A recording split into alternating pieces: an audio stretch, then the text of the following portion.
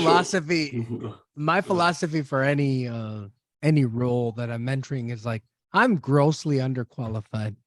So like starting at the bottom is exactly appropriate for me. And what kids don't understand about starting at the bottom is like you only have to be slightly better than the biggest fuck up like in the company. And then you look golden. And that's the actual trajectory for advancement is like it's the American way. How you look next to the other dude who's fucking up a whole lot. And like that's what people don't understand. Like nobody wants to start at the bottom, but like the bottom is where the most opportunity is actually at. Like there's no opportunity at the top. Like that's all solidified. Like those are executives and directors and people CEOs and all that shit. They're not giving up their job. The opportunities at the bottom. The opportunity is like the lowest common denominator of like who's not going to show up to this thing 2 out of 5 days a week. Who's going to be the million? Who doesn't take this more seriously than I do? You got a point there. I mean, like, you know, or you got that middle ground people, the ones that's crazy. I got a chick that cries every day at work. And I'm like, what the hell is wrong with you? She's just like, I'm just unhappy. I can't help you with that. Yeah, right. I can't help you there. You're not. There's no way that you are responsible for other people's happiness. But I'm a therapist at work. Sometimes I sit there. I need a white couch, man. Amen. Yeah, man, millennials, man, drink different water, man. Y'all don't know what it is. They're like, I don't want to work. Or the best one, I had somebody call me the other day, my stomach hurt. I'm like, what the hell you want me to do about that? Your stomach hurt. I need you to be at this client site at 9 o'clock. You think you can cover for me? I'm like, no, I'm your boss. I'm gonna go cover for you. So it's a different world, man. It's a different world. Yeah, then don't get on the state of hip hop right now. You guys already know hip hop is so different right now. Oh yeah, I'm lost. Yeah, it's like, man, that's kind of where we were coming at it from the song Bird Brains.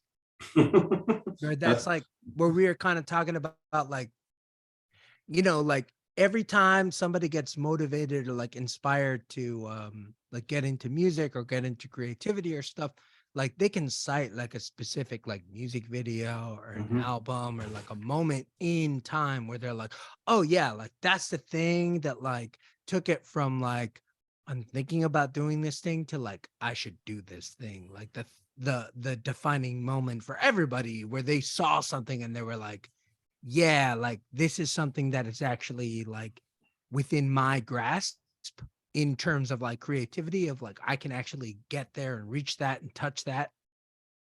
This is my starting point for I'm gonna enter this thing. And like that's the most difficult part. It's like, what is your point of entry? And then like what's gonna be your sustainability? So like you can be bad at this for 10 years.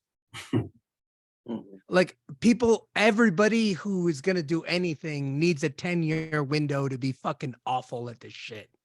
An awful lyricist, an awful producer, fucking an awful in the studio. Like if you don't look back at whatever you made 10 years ago and you're like, I don't even know what the fuck I was thinking. Like you're not growing in any way. Like you have to like constantly reaching a point where you're like just like no. And so right now where it's just like, you know, that frustration that you're feeling is like very real because like the whole point of Bird Brains was like whatever point you're entering this shit at, like it doesn't exist anymore. Like when we were starting to like work on this and like any idea that we were entering into this project with on like the parameters of what success looked like at the end of the day, it's constantly changing. Like YouTube at some point was like the big platform for showcasing videos or music or whatever, and now it's nothing. Spotify a huge kind of giant. Is it gonna be those $3,000 goggles they're trying to sell me on the internet? Right, like what the eye goggles, those fucking. I see him. Where whatever your entry point is, like you need at least 2 or 3 years to snuggle up to whatever the fuck it is you're trying to do. And in those 2 to 3 years, the trajectory of what you're trying to do is going to completely change. And at the end of those 2 to 3 years, you're going to have to come up with a completely brand new plan. Yeah.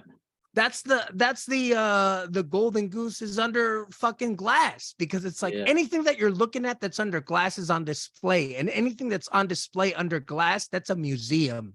And what do you do to a museum? You go to a museum to kind of reflect on the past, to how it gets to the present, to how it gets to the future. And hip hop is like the internet. It's like fucking lightning speed, constantly moving forward. Whatever plan you think you're making, it really is like you have to like kind of plan for the future. And it's the most annoying part. It's like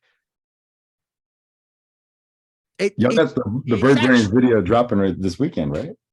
The music video. It does. It drops on Sunday at 9:30 a.m. Wow. Super early. We wanted to get that demographic of people that wake up early on a Sunday, like the birds, you know. You out for the birders, my dude? The birders are out. Bird watchers, you know, the real enthusiasts. That's my fucking Gary V idea, you know. Sell directly to the birds at garage sales. Definitely. I dig it. But yeah, it'll be out there. It'll be out there for Father's Day. I know you guys are daddy, so happy Father's Day to you too. Thank you. Y'all are great. That's dope, man. Damn, both of you guys have kids. Yeah, You're both very unassuming. I would have never thought you had kids.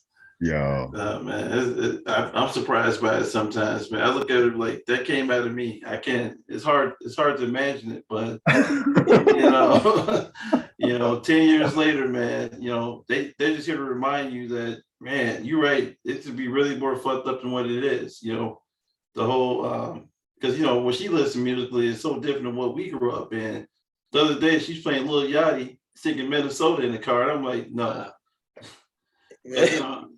You know, her is Tyler the Creator, is Lil Yachty, is what's this dude?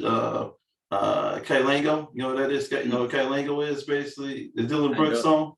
This sounds like yeah. Go ahead. We were all inevitably gonna reach this point, right? Mm-hmm. Right. No, I don't know who that is. And at some point, like I'm okay with that. And like at some okay point from your kids, you were gonna hear, "You don't understand. You don't get it. Yep, You don't understand, Lil Yachty." As I was trying to explain Snoop Dogg to my 45-year-old Mexican mom, like she was like, "What? I don't give a fuck." And now he is honestly her favorite like person of all time. Like she's just like heartwarmed. She's like, she loves Snoop Dogg of all the rappers. Your like, mom? Yes. No kidding. He hangs out with Martha Stewart and shit. Yep. Like he's beloved. Uh-huh. You know, he's a part-time he's a world football figure, coach. man. You know what I mean? He's such he's a positive world figure. Yeah. He's ambitious. Yeah, Kirk man. Wallman in the 90s was the pornographic comic strip in Doggy Style. When she found that, she fucking flipped her shit. Oh man, I can't believe you would have something like this in my house. My mentor It wasn't threw it out even the car. drugs. Yeah, my mentor threw my Doggy Style out the car, man. He found it, you know, he found it in my backpack, picked me up from school. He go, "What the hell is this?" And tossed it out the window and said, "Listen to Jimmy Buffett." I said, Yeah. "Fuck Jimmy." I'm like, "Fuck Jimmy Buffett, man." Cheeseburger in Paradise, man. He put Cheeseburger in Paradise. That's great music. I bet you know it though, don't you? Yeah, I do, unfortunately. It's like it's completely unbelievable. Like the landscape of like where we were growing up and what was considered like really risque and like really, you know, crass, where people, because like one thing that I hear which just doesn't align with hip hop is like, you could never make that today. You know, like the Chronic at this point would be downright quaint. It would be like a Beatles album. It would be like, I warmly remember those times. Like it almost sounds innocent if you've been listening to hip hop for 30 years. There was a Chronic. That's not the trajectory of hip hop. Nobody ever says in hip hop, well, you can't make that record today. Like that's not a thing. You better make that record today. You have to be like 10 times more crass. There's just like there's so many songs from the younger generation that are just like these really deep exploration, like just really deep, vivid songs about sex, like really specific in a way that like just like would never be touched in the 80s and the 90s, like just shit that you're not gonna see. It's just like even going beyond like the whole I'm sorry, the whole controversy with fuck, I can't believe I'm forgetting this dude's name. He's an icon with the Band-Aid on the face. Oh, Nelly. Yeah. He had the Drill. video where he's swiping the credit card through the ass, and everyone's like, "Yeah, how dare you do such a thing, Nelly?" And right now would be like, you know, at least they didn't show penetration. Like they're so we're in such a state. Like, hip hop does not fuck with like any type of censorship. It's completely the opposite. And like it's also the most popular music in the country. So it's like there's just this huge disconnect between like you can never do that again. Like, yeah. You're absolutely right.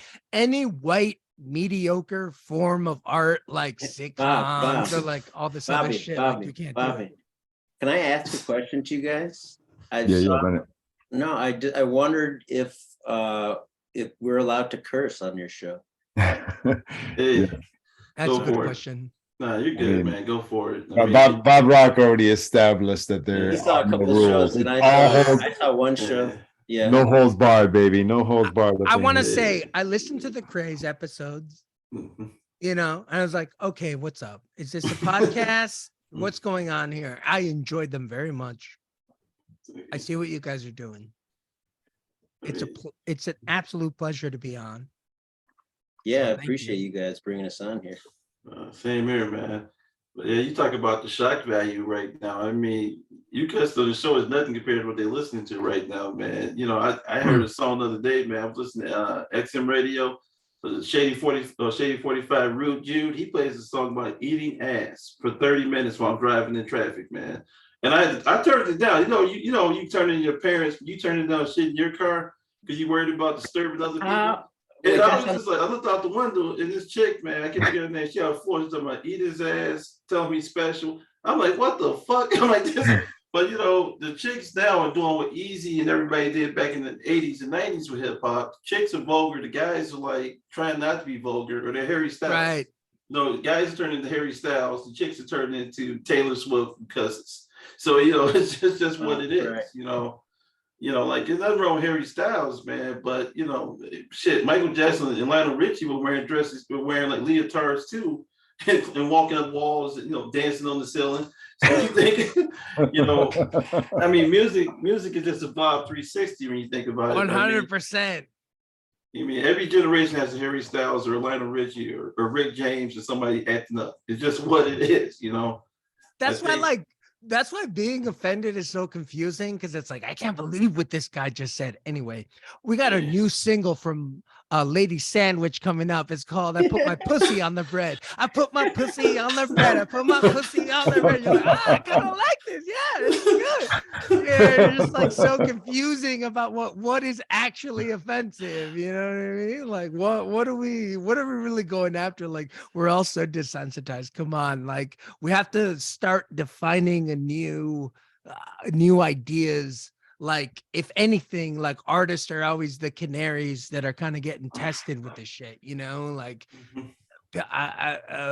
constantly underground artists don't realize the power that they actually yield. It's like, you're the fucking one that they're testing this shit on to see if it can actually take to a much larger audience. Like, you know, people need to be more possessive of their ideas in some ways. think about Ice Spice and the rest of the shit that's going on right now. They're like plants. They put them out there. They don't even have record deals anymore. They put them out there. They make one YouTube video. Next thing you know, they're talking about Ice Spice is the number. It's like the second best rapper in the game right now. I'm like, what game? But she came out of nowhere. Then you got that guy Mark Rebillet. I sent you that video, No Sage. Yes, The guy meets in Central Park and brings his MPC and jams out with the soccer mom that raps about her pussy for like 40 minutes. You know what I'm talking about? The chick with the white hair. Everybody talking about she's like the best unknown MC of all time. She's like 52 with 3 kids and she's rapping about her pussy. You know what I'm talking about, No Sage. Yeah, she was like rapping over like Biggie beats or something. He had an MPC. Yeah, I got one. But it's nuts. It's nuts. You think about, Mark Rebillet goes from an Amazon commercial to Central Park every week. He did a set with Raekwon recently. I'm like, what the hell? Yeah. Wow. Yeah, you got Raekwon rapping over Mark Being Strange, and I'm just like, what is really going on? Right, Yeah, like the landscape and the trajectory constantly changing. So how can you plan for that? How can you create creatively wise in a trajectory, try to land there? You know what I mean? You can't. Because one thing that I will say about like right now is like you have to be really fucking honest about who you are and what you're doing, and you got to be like. And I give us that like, I stopped trying to whatever, land that thing. I don't know what it is. I have no idea. Nobody really does. But I kind of get it. You guys see that video a couple of weeks ago about the kid singing about the buckle of the Nikes? Yeah. And then like that kid became a millionaire probably. On something like 1, 2, buckle my shoe. That's like the most recognizable sound in the world. Where like I haven't seen my niece and nephew for like 3 years, and then we're hanging out at a barbecue, and that is our point of reference of how we're communicating. And it just kind of sunk in on me, like, yeah, man. We have broken through the glass, and we are in a brand new landscape. And we were already operating on a scale that was moving really fast anyway. Like us, the 4 of us, I'm sure our ages ranged from like 45 to early 30s. And everything was already constantly changing when records became CDs, when CDs became MP3s, when MP3s became streaming, when we sort of got talked out of having a musical library in the first place, because I'm sure we've all had like the zipper pack with 100+ CDs in it, and you were kind of proud of that, right? The one that got stole every time you park your car. 100%. How many broken windows you have for that shit? Funny. Yeah, you're the best one. Someone stole your shit. You hear it somewhere else. Someone stole my fucking disc, and I heard it somewhere else, somebody else's car. I'm like, that's my damn disc. You know what I'm saying? Yeah, it's life, man. Yeah, but think about it. I mean, Sony, I had a mini disc player. And I'm walking around, man, with my Technique headphones on. That's like late 90s, early 2000s, man. Right. And I thought I was cool as shit because I could record on my mini disc player. And then, I mean, you were, though. Yeah. You were cool back then. You were, and still are cool. Yeah. I still got that mini disc player, by the way. But every time I break it out, my kid goes, does music come out of that thing? I'm like, get the hell away from me. So it's like, I played a gig in Milwaukee a couple of weeks ago, and I realized that my laptop that I used to use for road gigs was completely out of commission, and I was going to buy another laptop, and I'm like, what do I really need this for? When I'm thinking about the setup, the modern setup for people, right?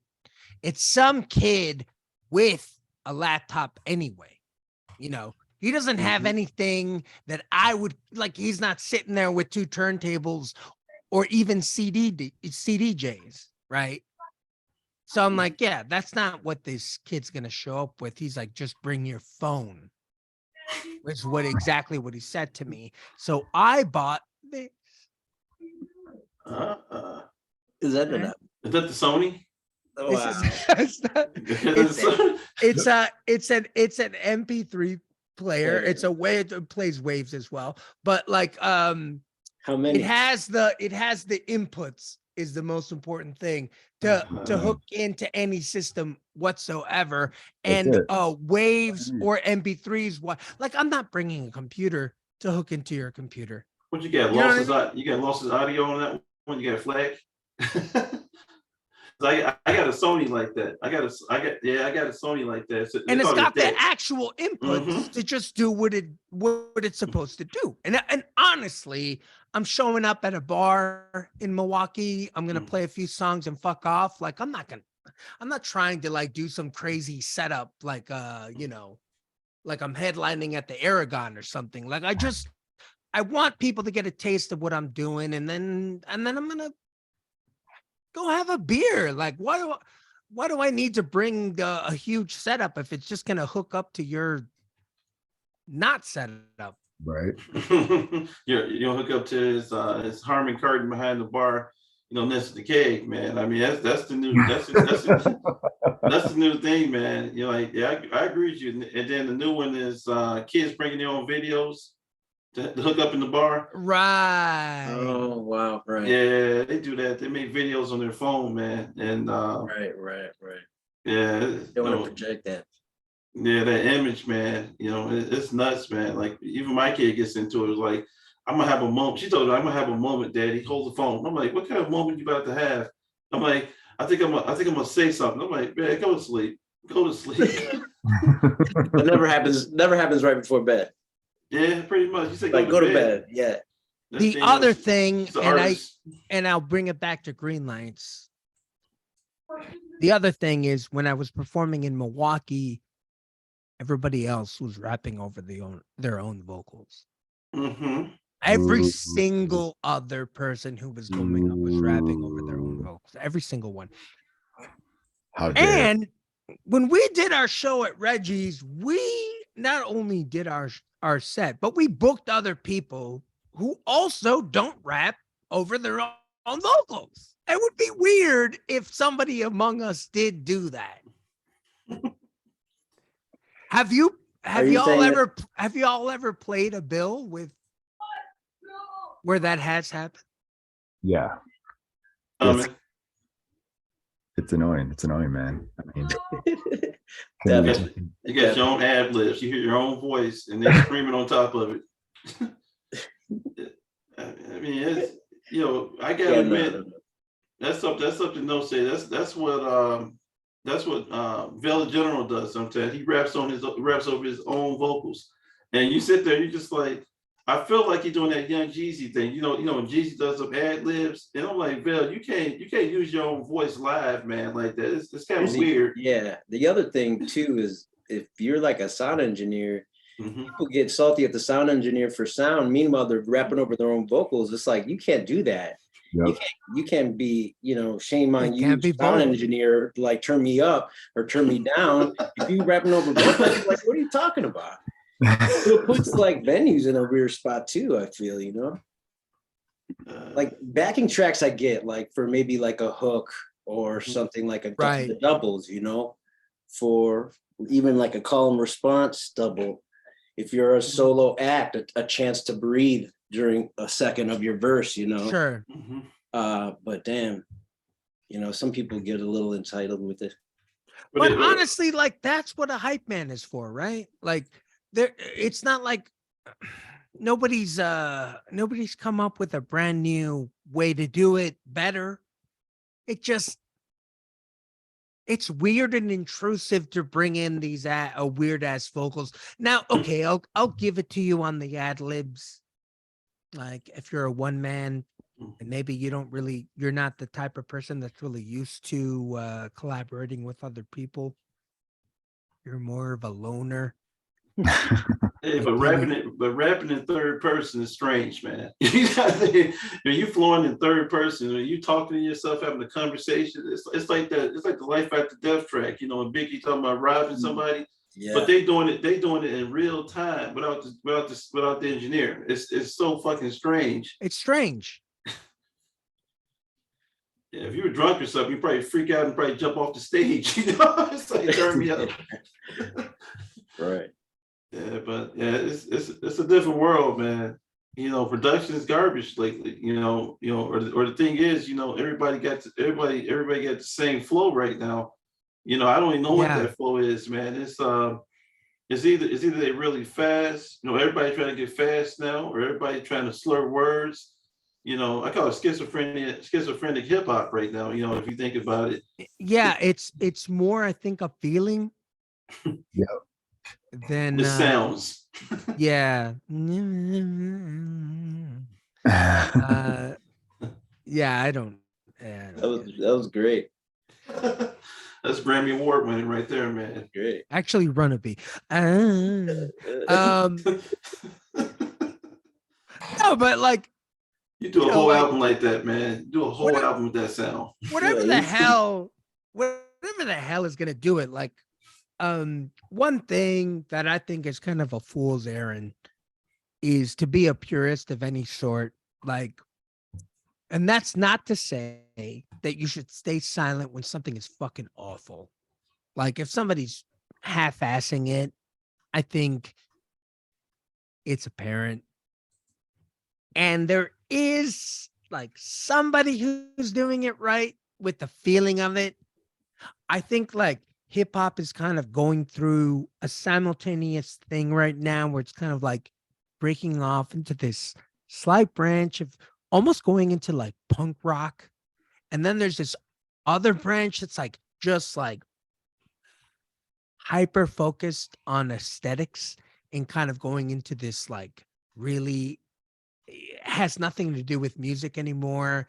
It's all about like who are you on the internet? What is your personality? Or like what kind of like weird, like what Kardashian are you having sex with? Kind of that bullshit. And then there's like the other side where like kids are kind of like, yeah, I don't know about the landscape. Like I'm breaking off and I'm gonna like do my thing, and it's kind of gonna be weird, and it's kind of be a little off center. It's kind of gonna be this weird thing that like people don't understand, but I'm gonna do it.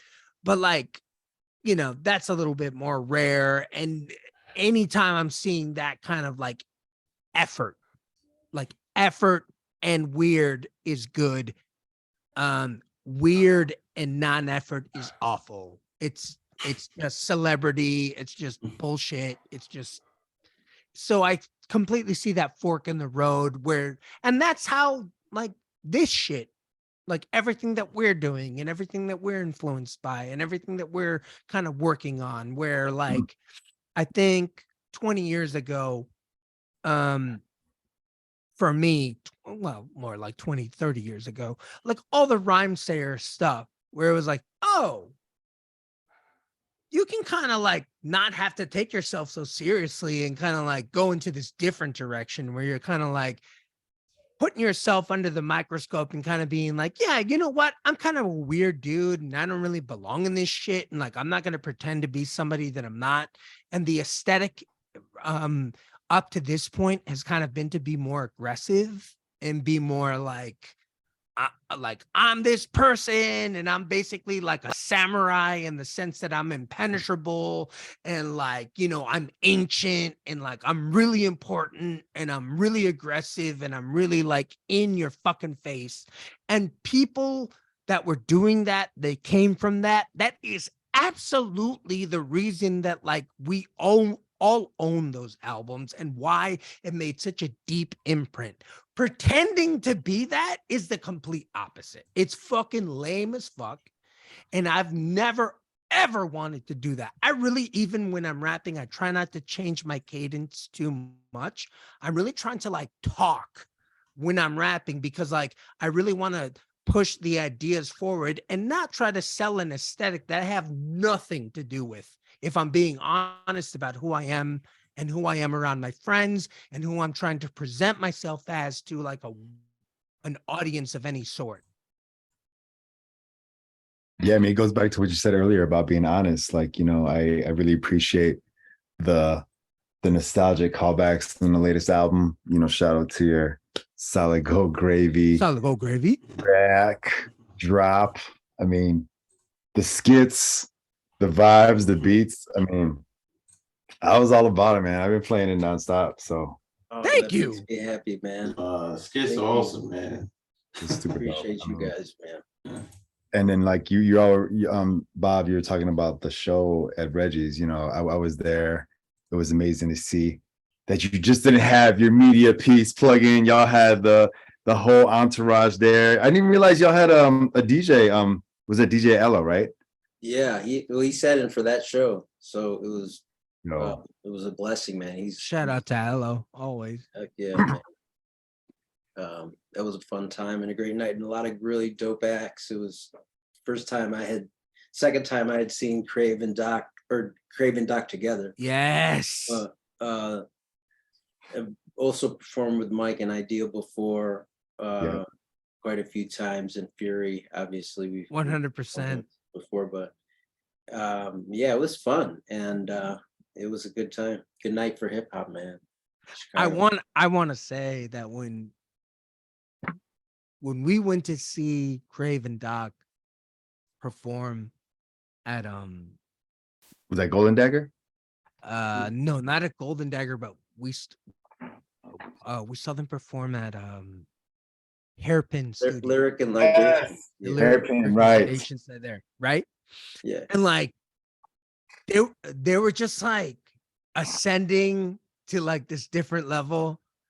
And it was one of those moments where I was like, oh shit, like I'm actually observing something right now. Like I'm like kind of part of this moment. They're absolutely blowing my mind, and like I kind of see exactly what they're doing right now. And it was like a strange moment because it was like, oh shit, like this is something right now. And you really pray hard to try to be present for something like that. Like very lucky to be in the same room as what they were doing. But at the same time, there was a bunch of young kids in there and they were kind of confused because they were like, what's going on here? Like, they're not being overly theatric or like, I don't know what it was, but like just this like knife came down on the room and I was just like, I can't, are you seeing what's going on right here? It like kind of pissed me off that they didn't understand, but like I was just absolutely amazed enough to just be like, I'm just going to enjoy this moment and kind of like reflect on it later. But it was like so weird and funny and great. And as usual, Craze was wearing like those crazy ass kicks with the they light up with or something. the light up with the red. I think they light up green too, right? I think when he performed with y'all, they went a different color, maybe. I don't know. They did gold at Reggie's. Oh shit. Woo! Dude, that was the first time I had seen Crave perform live and he was great. Then they dropped their album and I was just like, yeah.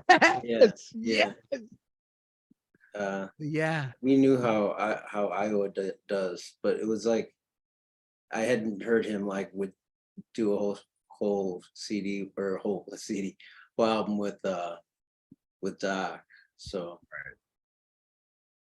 but I know. Yeah, I agree. It was super dope. Like I was at the Hairpin show. Actually, Bob Rock, when you're talking about rappers rapping over their own like tracks or vocals with it on there, I think there was some performers that were before Doc and Crave that did that. Oh, absolutely. So that was especially there, yeah. That's especially what I was there. thinking about that That's day. where it happens. That's what happens. But yeah, shout out to them. They dropped the album the same day too. They dropped Supernatural. Was it the same month that y'all dropped Solid Gold Gravy? Or was it April they did I that? think it was right before. So they were doing it in is that April, and then we dropped it in May. Right. But yeah, then they came back to Reggie's, and like I had just been listening to their shit that entire time, and even got to talk to them a little bit. And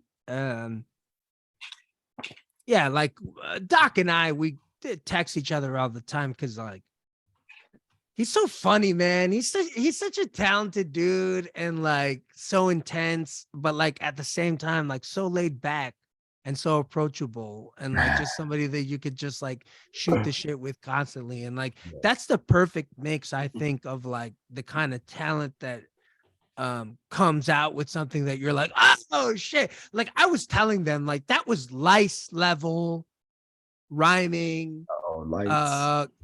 Like yeah, like, and for the normies, like when I say lights level, I mean like lice, the projects that ASAP Rock and Homeboy Sandman are coming out with. They came out with 3 iterations of Ice, and lights. I thought you were saying lights. That's why I had to turn the green lights on for a second. Lights. What?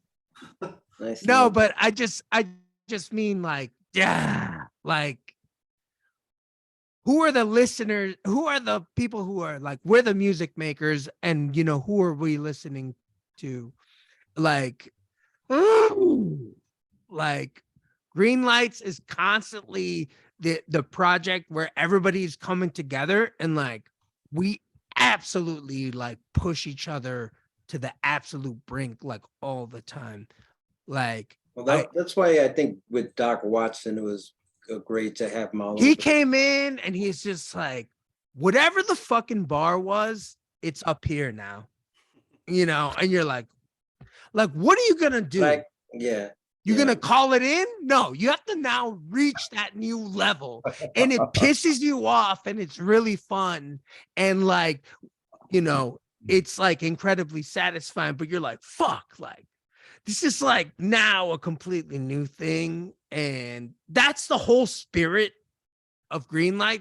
Is it's just like we're like a little bit, we're just kind of like pissing each other off a little bit, like walking into the studio and you're like, oh, like yeah, like Costa was here last night and he put this down. I'm like, let me hear it. And then he, you know, RP plays it and you're like, fuck. But anyways, if I could get back to Doc Watson, I really did appreciate that he was not only like bringing what he already knew to what we were doing, but kind of like his ear, you know, because he's obviously a musician as well, right? And I think that it was, and he can be brutally honest, which is great, right? Totally important when you're trying to be with creatives, you know, because you know and that's another part too, is that I think it changes with generation at how accepting people are to criticism, and yeah, how much you really want to change your ways that you're comfortable with, you know what I mean? No, I appreciate you saying that about Doc. Like when we had MC Crave on another, you know, HipPodHedz episode, he said the same thing. Like Doc Watson pushed him.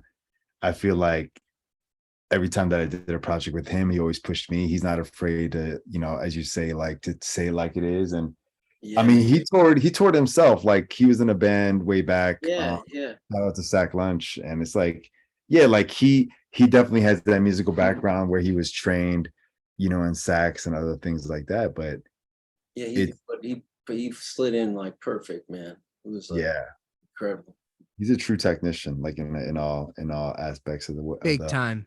The word, like I always like it. And he like not only does I think he brings the best out of the track, like Bob Rockers was saying, but I think he also like not only just like verbally, like with lyrics, but also like musically, you know, like sometimes he'll be like looking for the certain like climax of a song or a bridge for a song, or like, you know, this part might need this, you know. So it's just no, it was a blessing. And Yeah, that's why y'all need to come by too and hang out, man. At the studio right here. Sorry, right there. Greenlights. Hey, is this the room where y'all did your like little like tiny desk video? Yeah, like, we put everybody in this little room. 100%. Yo, like 100 members of Greenlights up there. And, like, all 100 of us in here, man. Yeah. Yeah. Look, what do you call your 2-seat? Because that's like a like low-key fancy like twin seat right there. My mother's a therapist. That's an old therapy couch. So you know how many like ghosts of people's like warped minds are on that couch? It's like, I've gotten high as shit and written so many verses on that couch. Like it's crazy. Like that couch is therapeutic. It's facing a window. Like it's like, yeah, it's cool in here now, but it's not, yeah. Like Always. that's the one part too, like, you know, that there's always material for us because there's so many of these guys and they're all really good writers, and Shoni is a killer too. So it's like there's never a lack of stuff to make, you know. Marina can't run out of ideas. So many ideas, so many brains. Well, I think with this one though, it was a little bit more intentional, right? Because we actually we rented a place, and then we all traveled out there, and we Oh really? Yeah, y'all actually like recorded in one spot? Well, not all of it. The live band songs, which are labeled on most platforms. I saw that. Those were the songs we did in Antioch, Illinois. What? Okay. We went out to Antioch, Illinois, man. And we just like, you know, about that. Like went out there and like, you know, like suppressed ourselves, hung out, ate, just recorded all day. Dude.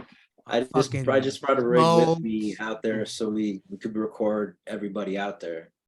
And so we kind of took it piece by piece and played it kind of under the radar as far as noise levels. Right. And it came away with like 5 songs, man. It was cool. It was fun as hell. It was dope. But yeah, and there was, you know, it was much needed too. It was a nice getaway and everyone had, you know, time to chill. So RP, I'm glad you brought that up because I literally was like replaying some of the tracks and I did notice like, why does it say live band in some of these? And you're making me think about like when Ray and Ghost did arguably the best Wu-Tang album, Only Built for Cuban Links. Like they actually went to Florida, I think, to kind of like capture a vibe, just to be on their own, you know, and just kind of soak up the musical culture. But to give more flowers to the in-house homies, like we're definitely gonna have Iowa Rockwell on the show at some point. And he told me when he did Electric Neon Weed Test, it was him, Surfboard C, and Topher Gray, and they did it in a span of 1 weekend, I believe, in Vegas. Wow. And he'll go more deep into the story of it all. I think that's every heavy. track is like a stream of the weed that they bought and they all like shared. So each and then they would work on like named for the pre-roll. The one that's like the earworm is called Papaya because they basically say 100 times on the track. That's cool. That's a good idea. Yeah, but shit like that, like you know, like Bob was saying, just being intentional with it. Like I love like, you know, just the focus. It definitely was no short of the creative lyrics on, you know, on display, but definitely for me, like just having the skits in there too, like that just brought it back for me. Like, you know, just you know, I kind of like that it happened during this whole De La thing because they kind of were Prince Paul was like the king, right? Yes, sir. You know, 100%. And they kind of put it in the forefront, like the skits and stuff.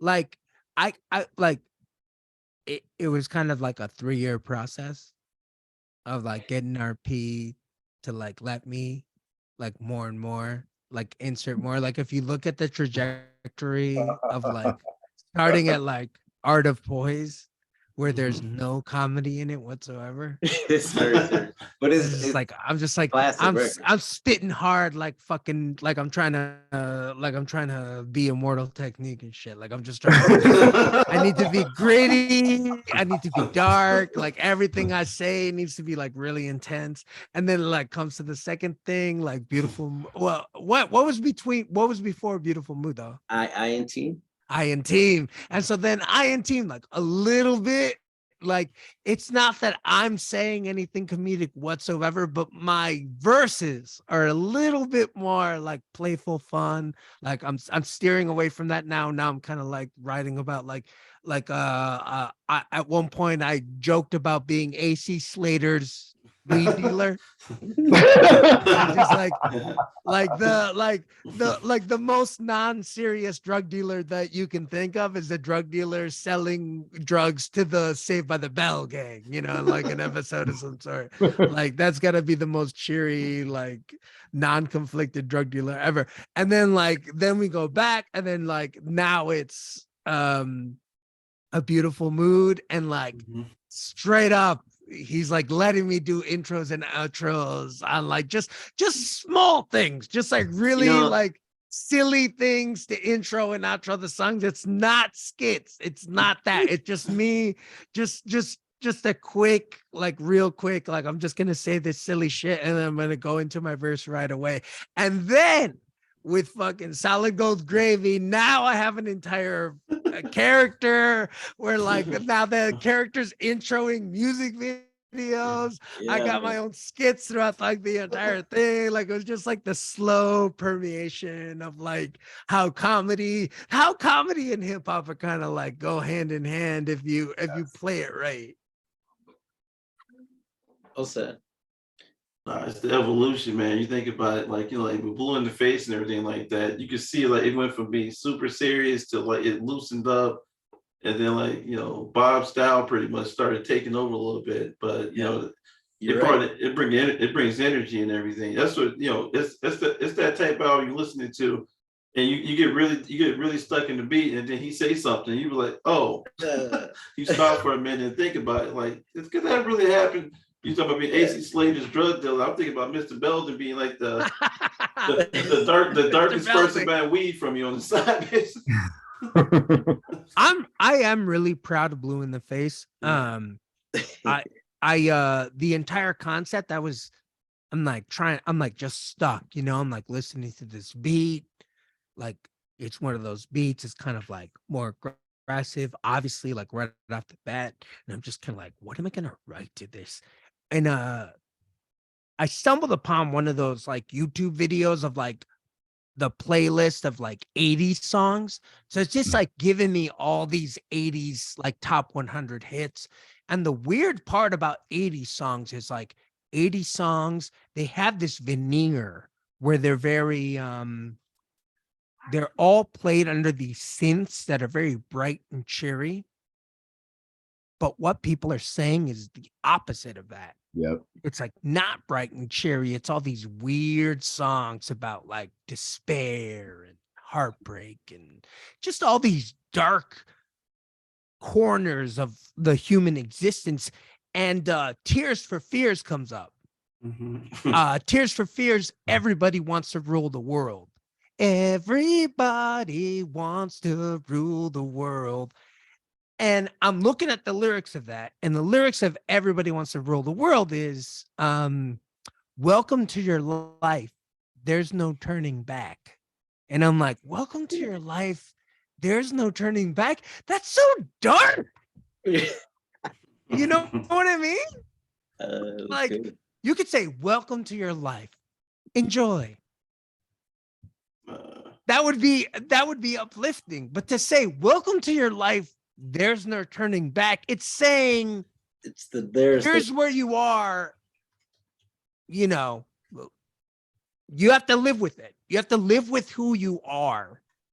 So I'm like, oh wow, like all these 80s songs are so secretly dark over this thing, Blue in the Face, kind of like the holding your breath or being choked to death.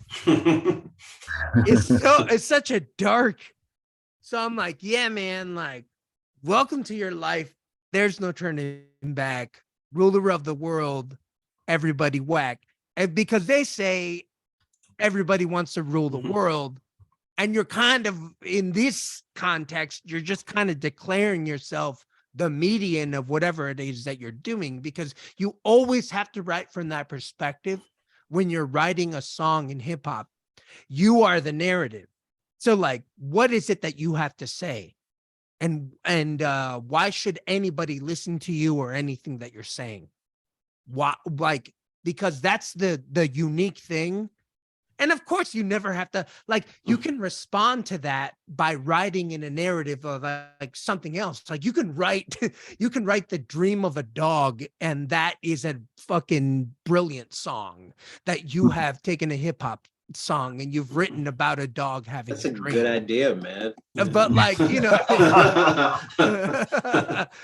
but what I'm saying is like that it's always kind of like, what are you coming up with? You are the median, you are the ship that's steering this into the whatever. And for Blue in the Face, I was like, yes, like, okay, like people who have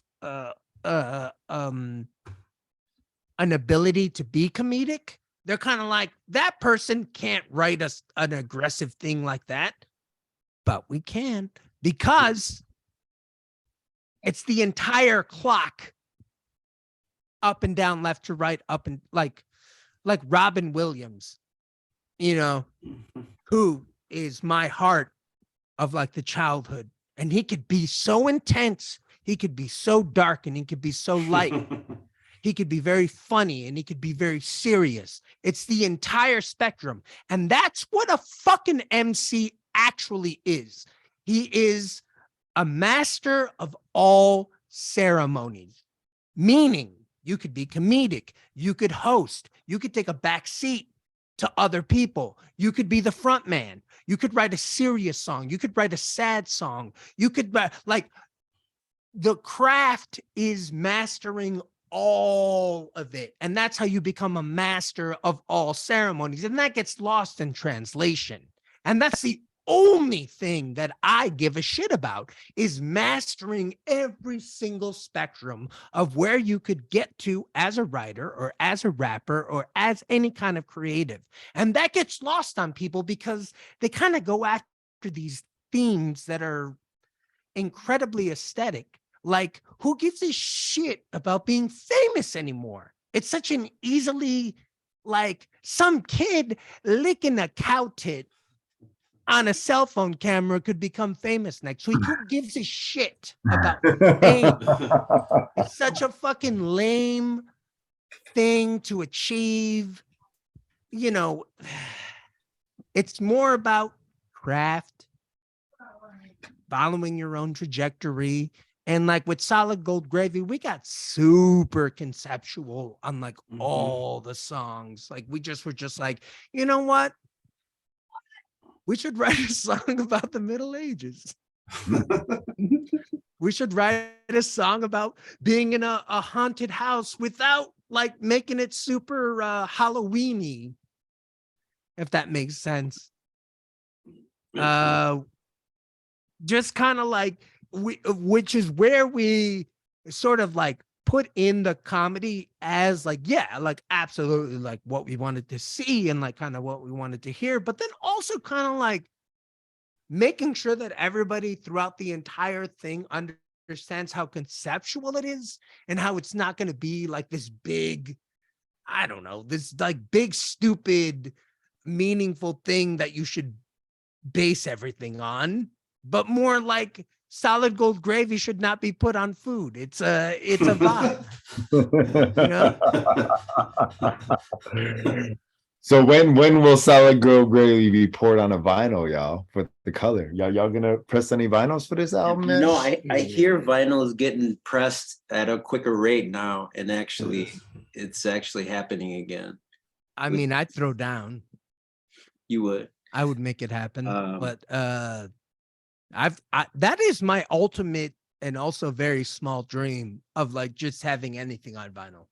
Might do a single, work with Yeah. a couple places. I'm talking with a couple people who can hopefully help us out in that department. Imagine a blue in the face single. You get a blue piece of vinyl. Oh man, with a white jacket on it, that'd be nice. Oh, okay, that's a good idea. Man, you guys are full of them. Good ideas. There's the cover right there. Yeah. I mean, there's so many ways you can go. Like you're talking about the MC, and you said Robin Williams. So I get those Def to Smoochie vibes, when I'm listening to certain music. And I was sitting there like, you want more Def to Smoochie rather than the other Robin Williams movies. To me that's the funniest Robin Williams movie because it's serious and evil at the same time. Yes. And you're like, oh my God, this guy can do so much. Do it all. Mm-hmm. Yeah, Robin Williams is an interesting callback. There are plenty of other dark movies that he did on the Death to Smoochie spectrum. I'm somewhat like fascinated on like how many comedians are kind of handed like Disney shows and kid shows, but they're also not afraid to go to the darkest, like places. And it kind of calls back about to the other conversation about Snoop Dogg, right? He obviously went to the darkest places, and now your mom's a fan all of a sudden. So I mean, because I think it's one of those things where like anything that becomes really popular, it kind of runs the spectrum where it ends up at your grocery store somehow, and then it becomes safe enough.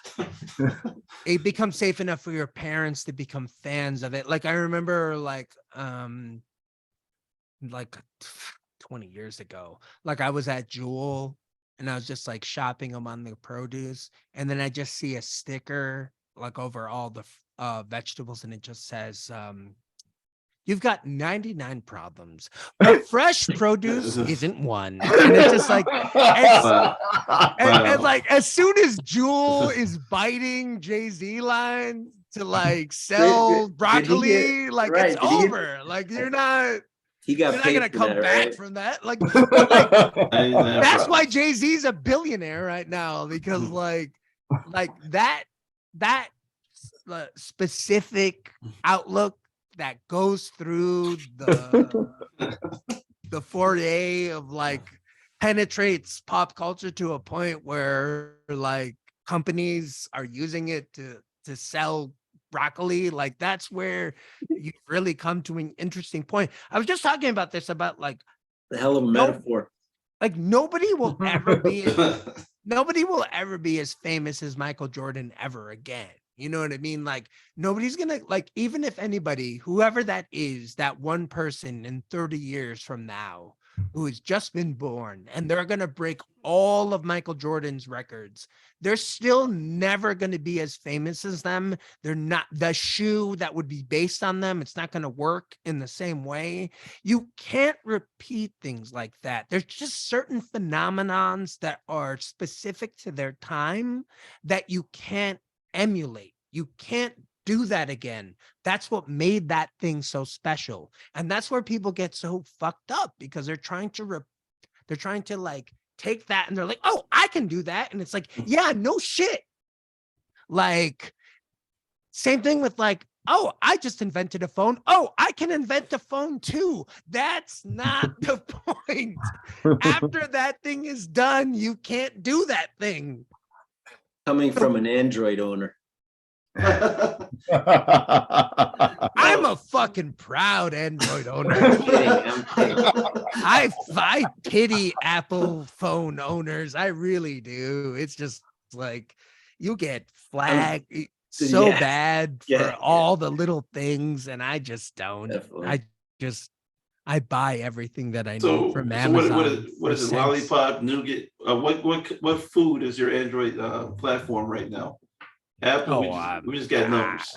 I mean, I don't know. I have no idea what you expect your phones to do. my phone is just like a digital joint that I can hit at any time during the day. You know what I mean? You can Just also like, it it just fills me with vaporizer. enough endorphins for me to pull myself to the next task for whatever needs to be accomplished for that day, for me to continue existing in like, do you ever think about like how hard your ancestors worked, like for you guys to be where you are right now? And like all of us, like, you know, like compared to our ancestors like 50 years ago, we're like killing it right now. And we're not doing that well, like just objectively, you know what I mean?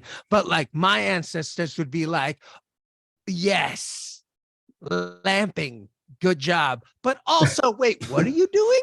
Like they would they'd kind of be horrified at like how I spend my free time, and like, you know what I mean? Because like, I don't know, like just the way that time just twists. Like I think about like my like grizzled ass, like Mexican, like great uncle, and he'd be like, what do I do for a living? Survive.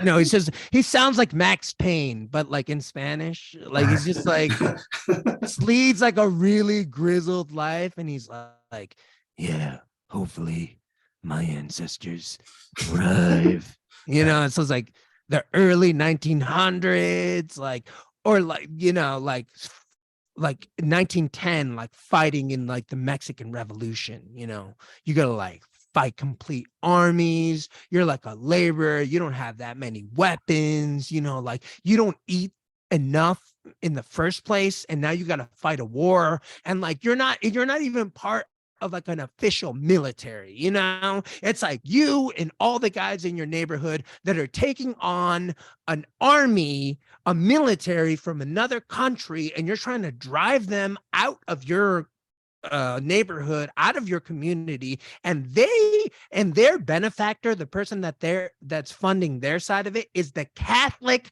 Church, who has more money than God, you know? And like you have to fight that. So like what people do that produce? Like really grizzled people like my grandfather and my great grandfather. And then it like cuts to me. I'm like at a second city writing class. And I'm like, man, am I too high to take this writing class right now? It's just like my ancestors would be like lulled and also horrified at the same time. Like they would just be like running the gamut of like, I don't even know what I want anymore. Like just to know that like, oh yeah, I'm just gonna like spend the weekend recording poetry over 4/4 beats, and then like just, you know, just like mixing it down and then drinking bar on a patio with $7 tacos. Like $7 tacos. like this is what you fought for. You know what I mean? It's just like what are we fighting for, gang? What are we fighting for? You got to point to $7 tacos. I mean, you think that, you know, think when tacos are tacos are gentrified. Yeah, gentrified. There was a place that had $8 tacos, bro. Or horchata is going for $8 for 16 ounces with no liquor. Right. Virgin horchata for that much. It brings you back to the. I'm sure y'all remember watching Pulp Fiction for the first time. Mm-hmm. Yes. And Vincent Vega is in the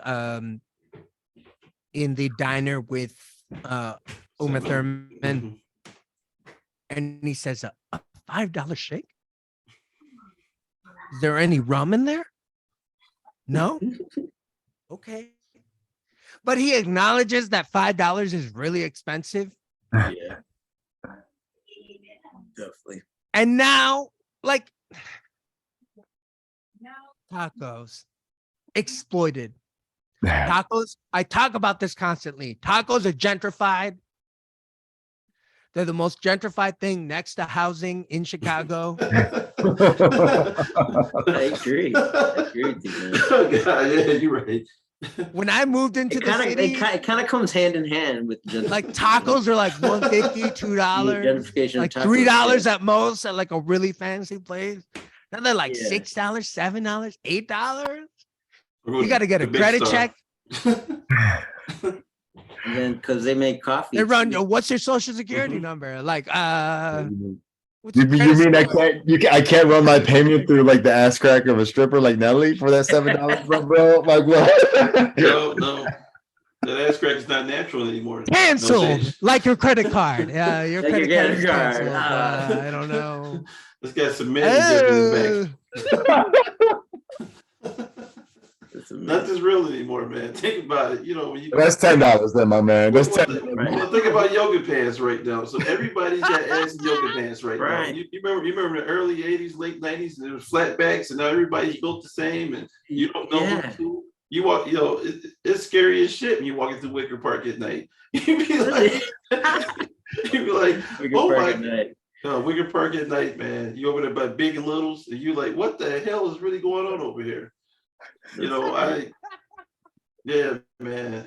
It's a lot of Big and Littles out there, man. It really is. Yeah. But yeah, I mean, the world's changed, man. You read about that. I mean, think about a movie. When Michael Bay was making Transformers, they were ass movies, right? Michael Bay gets fired and we get a good Transformers movie. It took us 12 years to get to this fucking point that we got a Transformers movie that's actually decent. You know? Is the new one decent? It's decent. Yeah, the soundtrack is nice. The soundtrack is really nice to that. It's all hip hop. Yeah. I think like it makes me happy, like really good hip hop drops, and not like a gratuitous manner or like a hey, did you see what we did here? Like, no, they're actually genuine hip hop drops in there. Yeah, it's nice. It's cool.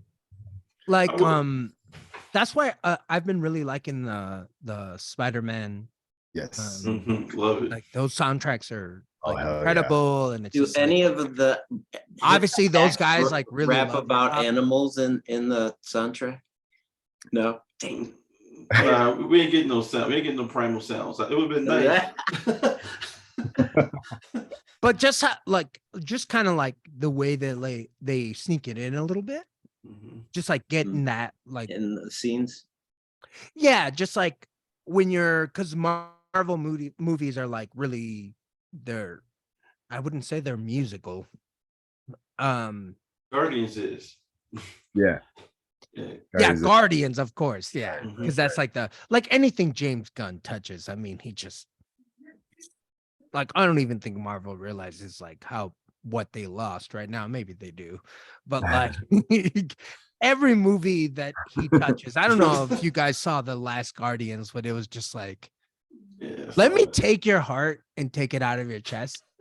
Just like, you know what I mean? I'm just like crying so hard in the theater, and it's just so beautiful, and just like such a well-written movie, and like so personal, even though it's like meant to be adapted by millions of people, and like just hits home, and you're just like, James Gunn like is this franchise in his raw honesty. And are you guys familiar with like the Trauma universe and stuff? Yeah, Trauma. You talking about Toxic Crusader? Hell yeah. Yeah. Oh yeah, exactly. I'm up on that. With like a Lloyd Kaufman and stuff. Up all night with Gilbert Godfrey. That's the first time I saw Traumaville, Toxie and everybody, Swamp Thing. I mean, it all. Exactly. Wait, at the Reggie show, you were wearing a Toxic Avengers shirt, right? Yeah. Bob? So like shoes. Lloyd Kaufman is James Gunn's like motivation. What? And James like Lloyd Kaufman has always been like an underground dude, but he's been able, like, the reason that we all know who Toxic Avenger is right now is because of him. Right. Like, because he, even though like and I'm just saying that like that's just a statement for underground filmmaking, who is like, right there with what we're trying to do. And James Gunn, like, obviously this dude was able to permeate pop culture to become like more on the of like a mass media, like huge presence in pop culture. And he brought that sensibility from those movies. And he even actually had Lloyd Kaufman in make a cameo in that movie where in the prison scene where he's breaking out. What? Wait, is that in part 1 or part 3? Part 3. Stop. Oh my God, that's nice. I didn't realize that. And because, you know, like showing respect. Yeah. And like really like trying to bring it home to like, right. Which is, and the part that I take away from that I would want to like stress to people is like your weird ideas, your weird way of doing it is like the better way. It doesn't seem that way because it's not popular and like you don't see it emulated in different places, but you only really appreciate the things that you see emulated in such an original way that it actually kind of fucking moves you. And like, that is from the weirdos. That's from the people that are doing the things in the fringes. And what I was kind of going back to what I was saying before about how we're kind of the canaries. They're like, we're testing out like anytime that like artists move into like a new neighborhood and shit. Like when I moved into Pilsen, it's because my mom lived there. like yes, there was like cheap rent and all of that. And like the neighborhood was absolutely getting gentrified, but more so like it was like artists are the canaries for testing out what's actually going to take in a much larger scale. And like, you're always right. But artists are also always kind of pursuing it from such a young place, and mostly always, that we all have this deep chasm of like, am I acceptable? People kind of constantly searching for validation in large audiences or small audiences or feedback of any kind, where you make music for years and you don't hear anything about it. And you have no idea if you're doing well, if you're doing awfully, like you don't know, because like it's so hard to permeate the public to a point where you would get a reaction in the first place. Like getting to a point where people are actually listening to your shit and giving you feedback is a milestone in itself, let alone like reaching millions and millions of people. Like that is like a second hard, completely different plateau. But like the fact that you don't kind of like know what you're doing, but you just keep going in that direction is kind of like the early Simpson writers who would write the episode of The Simpsons. And I remember watching the first episode of The Simpsons and so forth. Mm-hmm. And like for years, there was no internet and they had no idea if anybody liked this. And they were basically like stuck in this tiny room just writing, which I kind of compare to that philosopher story where they're staring at the shadows of what they think the world looks like outside. They had no idea how people were reacting to what they were making, to the art that they were making. In reality, people were going apeshit for it. They'd never seen anything like that. They never heard writing like this before. They'd never seen a cartoon act or talk or move like that. And in the fringes, which is where they were operating for years, they were coming up with the most brilliant things in the world. And like, that is the philosophy of Solid Gold Gravy. It's like, be weird, guys. Go into the weird directions. Go operate from the fringes. Don't worry about reactions. Don't worry about accolades. Those are byproducts. Those are almost distractions. I would say, fuck all that. Continue moving into weird new places and like get there. Isolate yourselves with the music. Think about the writing, go into weird and new places. And that point where it's making you a little bit uncomfortable and you're unsure what the hell is going to come of it, that's when you know you're starting to move in the right goddamn direction. And that's why it was so weird. Like, anybody that's trying to be really cool, they're not going to put comedic skits into their albums with, weird characters, or they're not going to write songs about goddamn haunted houses and birds and all this other shit that we put into the album. The reason that we're doing it is because we're saying we're the goddamn Quentin Tarantino with this shit. And I dare you to bring it, like fucking bring it. Bring a better conceptual album forward and I will fucking listen to it. And if it's better, I will buy you a fucking stack of pancakes. And pour gravy on it. And pour solid gold gravy all over it. I got the fucking food dye right to my left. So with the mention of De La and RP mentioning that, it was kind of dope with them, like I felt like it was kind of a super dope moment that De La Soul was able to kind of release their shit on streaming this year. Like Bob, you're kind of like talking about the, like if any player would outdo MJ's stats, nobody would ever outdo his legacy. And I thought the way that kind of happened, and I want to go on a tangent here, but I felt them actually finally getting the way to release it they wanted to release and it being released streaming this year. Somehow it got me excited and it got my kids to kind of be fans of them, like in the truest way. Oh shit. Like my generation 11-year-old and 7-year-old, like they're bumping De La today. And it's not just because like some algorithm told it to. It's like, no, like this was a moment, one of them passed, the lyrics are dope, and they're brutally honest. Like it always goes back. And we couldn't listen to it for a while unless you had it on vinyl, unless you had a CD. Right. Yeah. Which I did. But I'd imagine like the people, the I don't know what their streaming numbers ended up being like, but I think that's very important. You're saying it's like a cross generation type of thing is happening with the art form.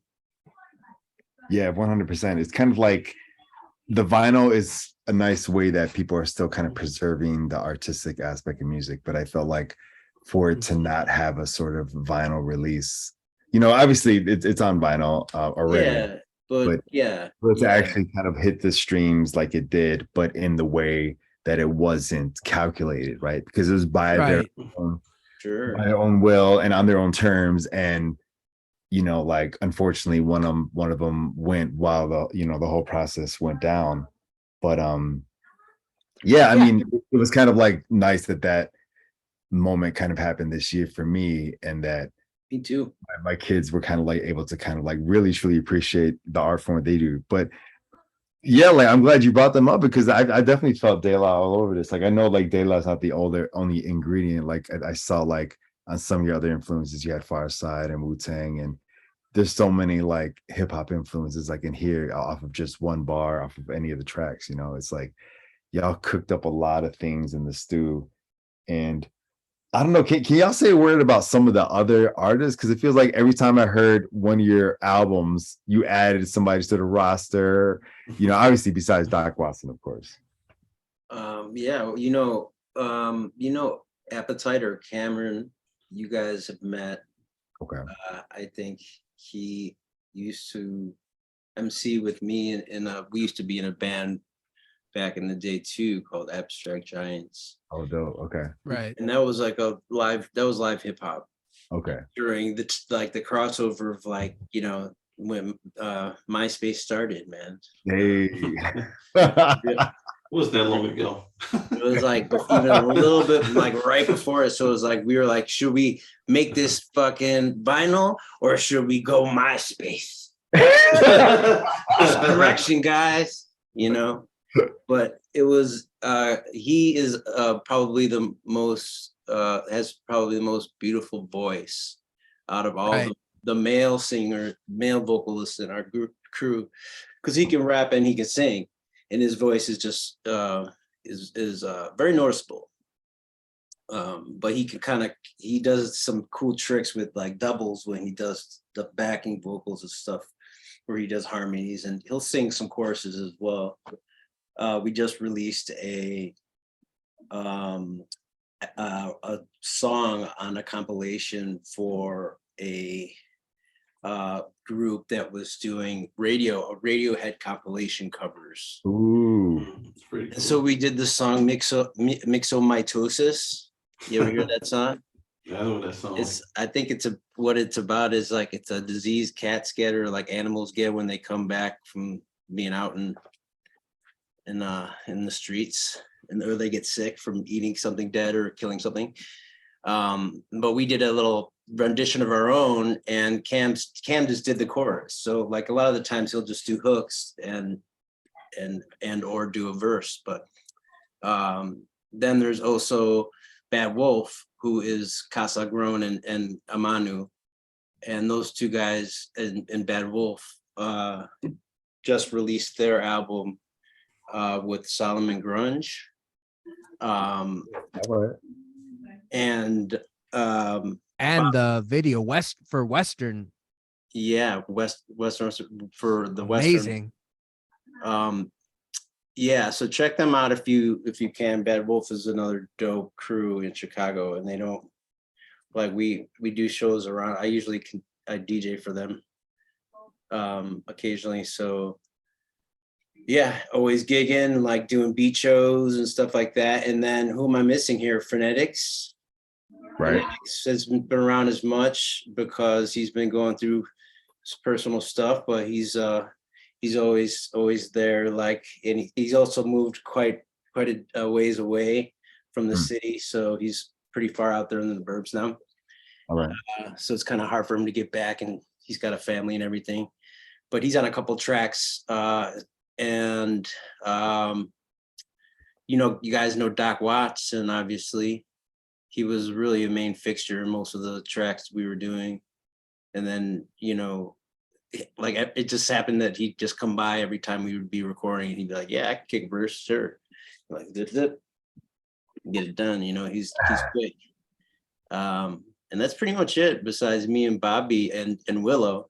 So Willow's like, did you guys meet at the show? Yeah, Willow's the first time that I met her, because I think I saw a lot of your acts in your roster, like in some different formats, like either like on the YouTube videos or the hilarious Instagram videos y'all post and like shit like that. But yeah, I didn't realize that you had she's like the queen bee enforcer, right. Like she's just has the most beautiful, soulful voice out of I'm up there in age, and I'll say I've listened and gone to a lot of different shows and concerts, and she's by far one of the best vocalists I've ever heard, and I'm seeing good ones. So, and I also know some good ones too that are even opera singers, but she's got this soul about her that is untouchable. So she's also very creative and loving. So she's a huge part of like how we make our, the creative part of making our songs and hooks and choruses and obviously flow. I love it. Like, yeah, there definitely is a musicality to it. Cause yeah, I mean, it is definitely a posse cut, like Wu-Tang Fest, like trying to throw out the best bar. But yeah, like there's so many like singing hooks, like there's so many moments where there isn't even rapping. It's just kind of like musicality, yeah. And there was, just real quick, there was a track with Castaway. And there was a track with Castaway, who's one of the dopest rappers in Chicago too. Right. Like I was yeah, shout out to him, man. Because when you're like on the other side of it, when you're like, working and like going in and like going into the Greenlights studio and laying down your track, then we talk and like, sometimes it's like, oh, like we're finishing up. Do you have something for this? Like, yes. Or like, no. And then you kind of move on, or like listen to what's going on and like put your portion and you kind of fuck off. And like, honestly, like, I think it's kind of one of those things where like my favorite part about it is like you're embraced at whatever level you're going to embrace it at. So like, Like if we're gonna sit there and we're gonna write an entire song, like yeah, like RP's totally open to that. If it's just like I just want to put a hook in, or I just want to put a verse in, and that like this is not a song where I feel like it's like happening to that extent, but I just want to do this. I've been listening to it and I want to do this. And then he's like, yeah, cool, do it. And so then like then a couple of weeks later, you know, you get the track and you're like, oh shit, like now Castaway's on it, or like, you know, like, oh, now Bad Wolf is on it, or like, you know, like there's that part of it where you're just like, oh shit, like I wonder what's gonna happen. And this is like a 20-track album, which is also very rare, 22 tracks. And we cut tracks from this. Yeah, there's a lot of material. Well, I think it's like Leftover also gravy, baby. Leftover gravy. leftover Stop gravy. Leftover Always gravy. leftover. That's what RP was saying earlier. Come on. That's the So- best. You gotta go home with a plate of some leftovers, you know. So you Silver toughen stuff. The next. Totally, that's it. This is like the Yeah, next thing. so actually, Whatever the I next will- Thanksgiving. I will say, I will shout out to Anthony Gomez because Oh, the young man who was playing the keys and the saxophone at the gig at Reggie's helped me write. We basically wrote with me and Jake Sampson, the bass player, the songs that are the live band songs on Solid Go Gravy. So like when we were out in Antioch, and RB. RB kind of came through after we had the bass down a little bit, and like I got to give Such him a rock star, dude. He's just very rock star, huge rock star. But actually, they put down the bass. Jake and Anthony did the keys and everything else. Yeah, then RB came in, the guitar player, later in the day, and he kind of finished off a lot of the tracks in kind of one sitting, which was dope. But he was only there for about a couple hours, and RB comes and he drinks whiskey and then drinks and then splits. He's like 007. He pulls up in a really nice car. Yeah. He removes his instrument from the back like it's a really fancy gun. He goes in, he lays it down perfectly. He tips his hat and he's a ghost. Yeah, I know he's played with a lot of people. He's been playing guitar in Chicago for a very long time. So he's very well respected and held highly in many circles. Just the live musician aspect, like, because we just like love these guys so much. Just hang out with them, actual friends. Except for the drummer. Andy.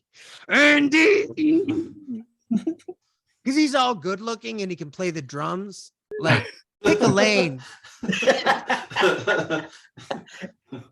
But whatever, no, like it's like we just love playing with them so much, but like bringing them in and like they're actually doing stuff, they're hanging out, they're recording parts, and then we're writing off of that. Like that was like so exciting.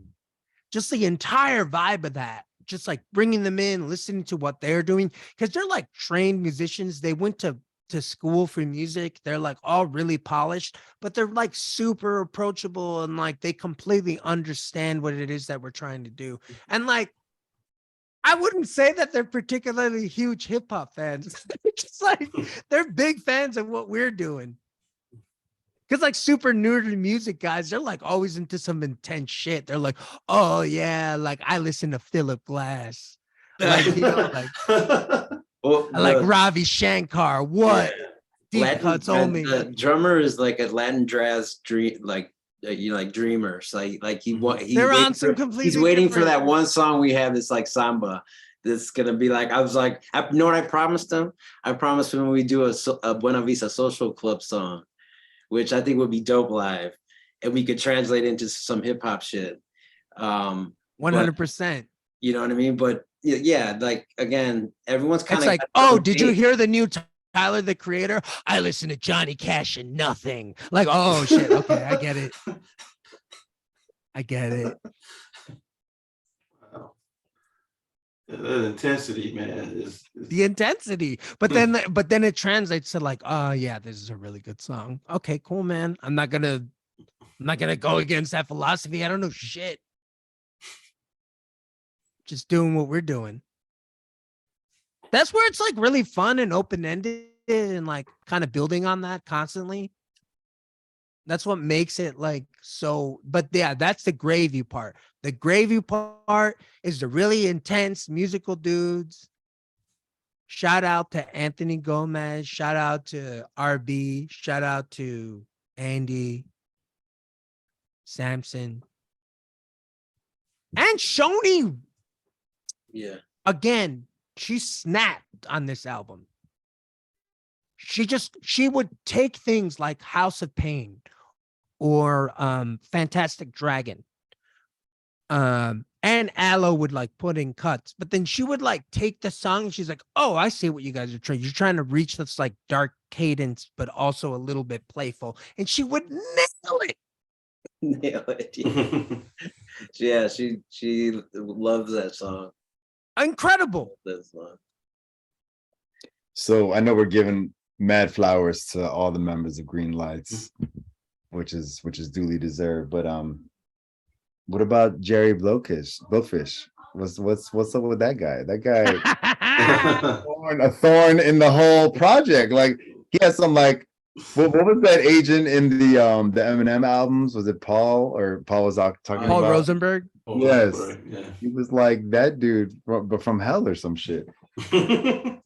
Yeah, totally. Like I think we needed to come up with a character to rebel against, to justify creating Solid Gold Gravy. So we're like, we need like a hated everyman, like the like greasy entertainment agent from yesteryear that like does everything. It's like but he's music and movies and his background though just is like a 90s thing though. He's a 90s guy, you know. He was big for a little bit in the 90s and he's kind of like working off of what he. But I want to be clear, I had nothing to do with the archetype of this character. I was taking a lead. This character, RP is the origins of this character, and this character was born out of one of those murder mystery parties. You okay, go ahead, tell the story. I wrote a murder mystery party with Casa Grown, with one half of Bad Wolf's wife, who is also a good friend of mine. Right. And she has a similar birthday. So we were like, what? She's like, you ever do a murder mystery party? I'm like, oh, come on. I was fucking around, but I was like, I don't believe in that shit. But I was fucking around. And she's like, I was like, what does it take? You know, she's like, no, you have to write it. It has to be a story, legit story that people have to learn, and basically people have to read it and learn it. You know what I mean? Yeah. So like you go to a party, you show up, and in your character, you have a little thing that tells you. Right. So we spent about 2 weeks like on and off writing a script together of what it was. It was about a dude who gets murdered. The guy who gets murdered was the inventor of the shake weight in 1990. And like everything had to do with like the shake weight and like how he bettered this. You know, he was an entrepreneur where he did it was because it was a small island and everyone on the island had nice arms and shit. And it was some fucked up ass story, you know. But you know, Bobby's character was a guy named Jerry Blowkiss. And Jerry Blowkiss was married to who is your spouse? Well, hold on. It was Dr. Jerry Blowkiss. It was Dr. Originally. He was a doctor. Oh man. Yeah, somehow he was trying to get the fortune, you know what I mean? Right. It's just like kind of scheming.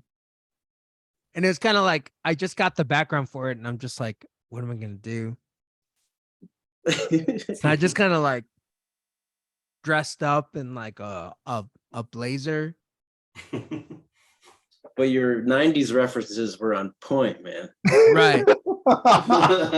He had every single 90s reference, like this guy's in his mid-50s He has adult children that he doesn't talk to. Like, Wow. And you still got some of that leftover pizza from the Pauly Shore movie? 100%. Like Oh, man. he's comfortable for nefarious reasons, you know, like he ripped off some B list actors and stuff. Like he's just like it's Jerry Blocus. Okay. If you really want to know, Jerry Blocus doesn't give a fuck. But he's also like, by the end of the night, fucking Bob won best character, and like he got, what did you get, like liquor or some shit? Yeah, I actually got a bottle of Snoop Dogg champagne. Which I still have. That's gonna be open for a special occasion, dog. Yeah, you are a star, man. You're a star. But yeah, that's where I was like, oh shit, like acting is really fun. You know what I mean? Like I kind of already knew that, but like being able to show up somewhere in character, and like it's kind of one of those things where who's gonna flinch first? Mm-hmm. Like I refuse to break character that night. And I think that's what people just found so entertaining, which was just like, I'm gonna latch onto this thing like a dog to a bone. Like I'm really gonna like lean into who Jerry Blocus is. So like when we started recording the album, I was like, oh shit, like I can kind of go back into this and kind of be that guy where it's just like like a guy that would be on like the set of a big like 90s hip hop album, but like the set of a music video, but he would be the guy throwing a tantrum. Like he'd be like, I'm on the set of Step Into Our World. Look, KRS-One is not going to step out onto the platform unless he gets some Ghostbusters drink. So make it happen. Okay, stop wasting our fucking time. Okay, you need the sauce and I'm the boss. Let's get this done. Like just the guy who's just like annoyed, but like makes it happen. But in the like where the stakes are so low, like where it's just like Hollywood, just like the balance of creativity and like where it all comes from. That was so fun. That was so fucking fun. I love that motif. I love y'all coming back to it. Also, it was like that one Talib Kweli album where like Michael Rappaport was sort of like, and he's like, your name's a little too long. Not Talib Kweli, how T Biggity. We're gonna call you T Biggity now. T Quilly. Right. But yeah. That dude, that person really exists, man. Like I don't want to go 100%. That's the other part. 100%. On this one, but me and Iowa Rockwell and Crave, we did music for quite some time, and like Crave was waxing poetic on our old crew, Third Islanders, which is sort of like our Greenlights music, like way back in the day, because we did like a lot of live hip hop sets too. But there's a point where it was just us three was doing music for a while, and the others kind of moved in different directions or different places. But I linked up with this one like this sort of agent, like old ass dude who'd always wear furs even though it was like 100 degrees out. Always was like talking from some like dingy, dirty, like dimly lit studio, and like we threw him a couple tracks and he was feeling it, and then somehow he was trying to talk us into like, yeah man, you guys need to really come up with like a new US national anthem type song, like something like that. They can play at stadiums, like, you know, like I'll do Whitney Houston and, you know, her national anthem, but the rap version of it. And like one, it was like super shady as hell, but two was like, it was so mischievous. Like we were actually like thinking like, did we actually come up with something? And like I think it was Iowa Rock was like, man, fuck this dude, get out. Red flag. And then 3 years later, Hamilton comes out. You're like, damn it. You missed your shot. You didn't take your shot. Man. I don't know if this is true at all, but like I just saw some factoid about like how Immortal Technique used to pick on dude from Lin-Manuel Miranda. I used to like shove him into lockers and stuff like that. And it was kind of one of those things where they're like, oh, see what happened to like, you know, they used to pick on this guy. And now he came out with this thing that made like millions and like touched millions of people, you know, and look at Immortal Technique, you know, look what he's doing. You know, it's not as popular as this thing that's palpable to white people in the suburbs. You know what I mean? And like that's the lesson. But like, but to me, it's like, yeah, that lines up. Like, if I went to high school with Lin-Manuel Miranda, I would fucking shove him into lockers too. Like, I would absolutely. That kid. That's he seems like fair, such an That's annoying fair, adult. man. I can only imagine him at 13. Like, I can't. He's so annoying now. Like, I can't imagine him with no self-awareness whatsoever. Like, of course, he seems like when he was a teenager, he was like Martin Prince from like The Simpsons. Like he just had no idea how annoying he was. Like, yeah, like that lines up. You know what I mean? Like he screwed up the Little Mermaid. No, you know, he did the Little Mermaid. He screwed that up. They started rapping the Little Mermaid in one scene. I said, Lin-Manuel's spirit is here again right now. Oh, come on. Wait, I think that happened because Aquafina was a rapper. So I don't know if I want to give Manuel credit for that one. Yeah, there was something in there, man. I don't know what happened in the theater when I heard. I'm like, this is the Little Mermaid. I don't want to hear the Hamilton rhyme pattern. That's what it was exactly. I mean, he was trying to do it in The Heights, man. Remember The Heights? I was just like, come on, man. The Heights is like, that's his negative movie. That's his negative movie. That's the one Disney put all the money into, and it went. The Heights went low. I thought it was terrible. Yeah. He tried, man. It was like West Side Story without, West Side Story. You wonder, like, wasn't Disney involved too, right? Mm-hmm. Like who says what and like what, like who says what for the casting and everything, and like who gives the yes and no's on the cultural shit. You know what I mean? Yeah, I know what you mean. Disney.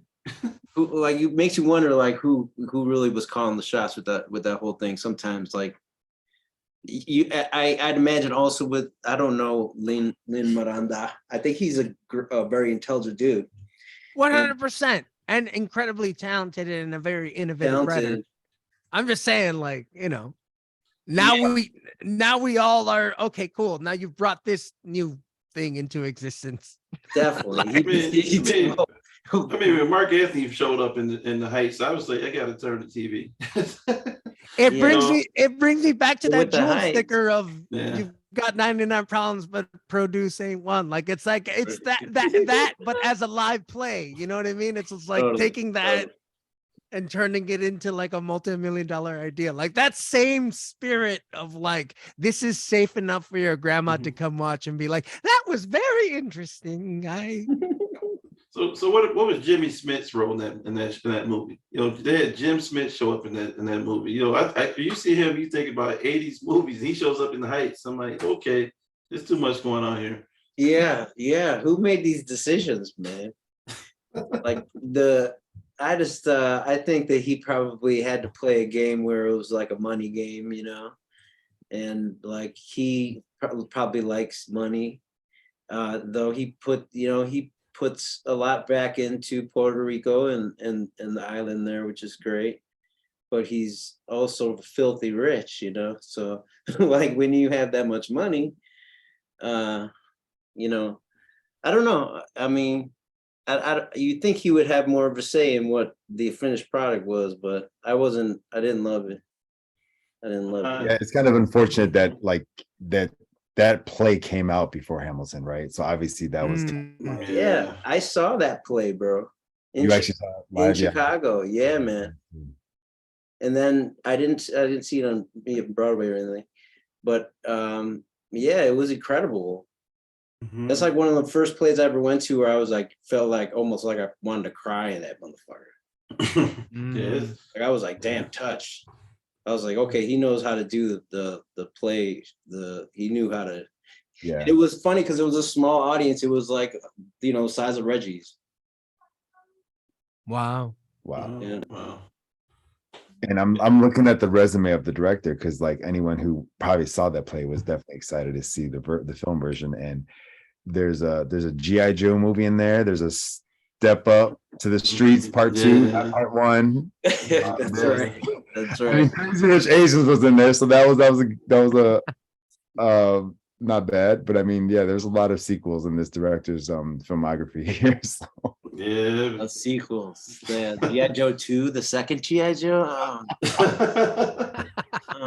I said also. I didn't say I like G.I. Joe 2. I like G.I. Joe. Let's clarify.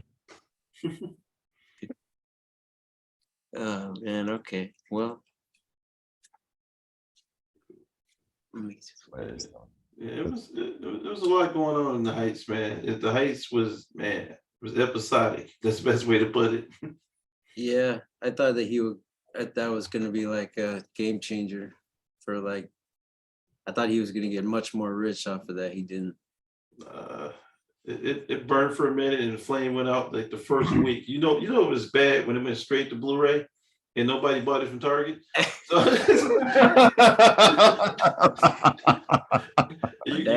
Dad bought it, right? Yeah, you go to Target over in Elston and it's in clearance. I'm like, where's the Heights on clearance? The yuppies wouldn't even touch it. You know it was bad. They were just, oh no, Land didn't do it right there. We love Hamilton, but the Heights, no, we can't do it. I mean, I just felt bad that Anthony Ramos didn't get his praise until this Transformers movie, like, because I think that movie In the Heights was supposedly going to be his like. Right, that was good. Coming out. That kid you talk about. Right. Yeah, What's his name again? Excuse me. Anthony Ramos. So like he was gonna like. Ramos. Yeah, he's gonna start leading stuff. But that movie, I think, In the Heights kind of dropped straight to streaming during the lockdown, I think. So that was kind of another factor. Ramos wants the Spider-Man role right now, which would be interesting. Everybody's fighting over that over the Spider-Man role. It's gonna be interesting. It's like 5 actors all talking about they want that role. It's gonna be interesting. For live action. The live action, man, the live action Spider-Man, it's gonna be nice. Well, I hope Disney's involved, so I hope right now. So, you never know, man.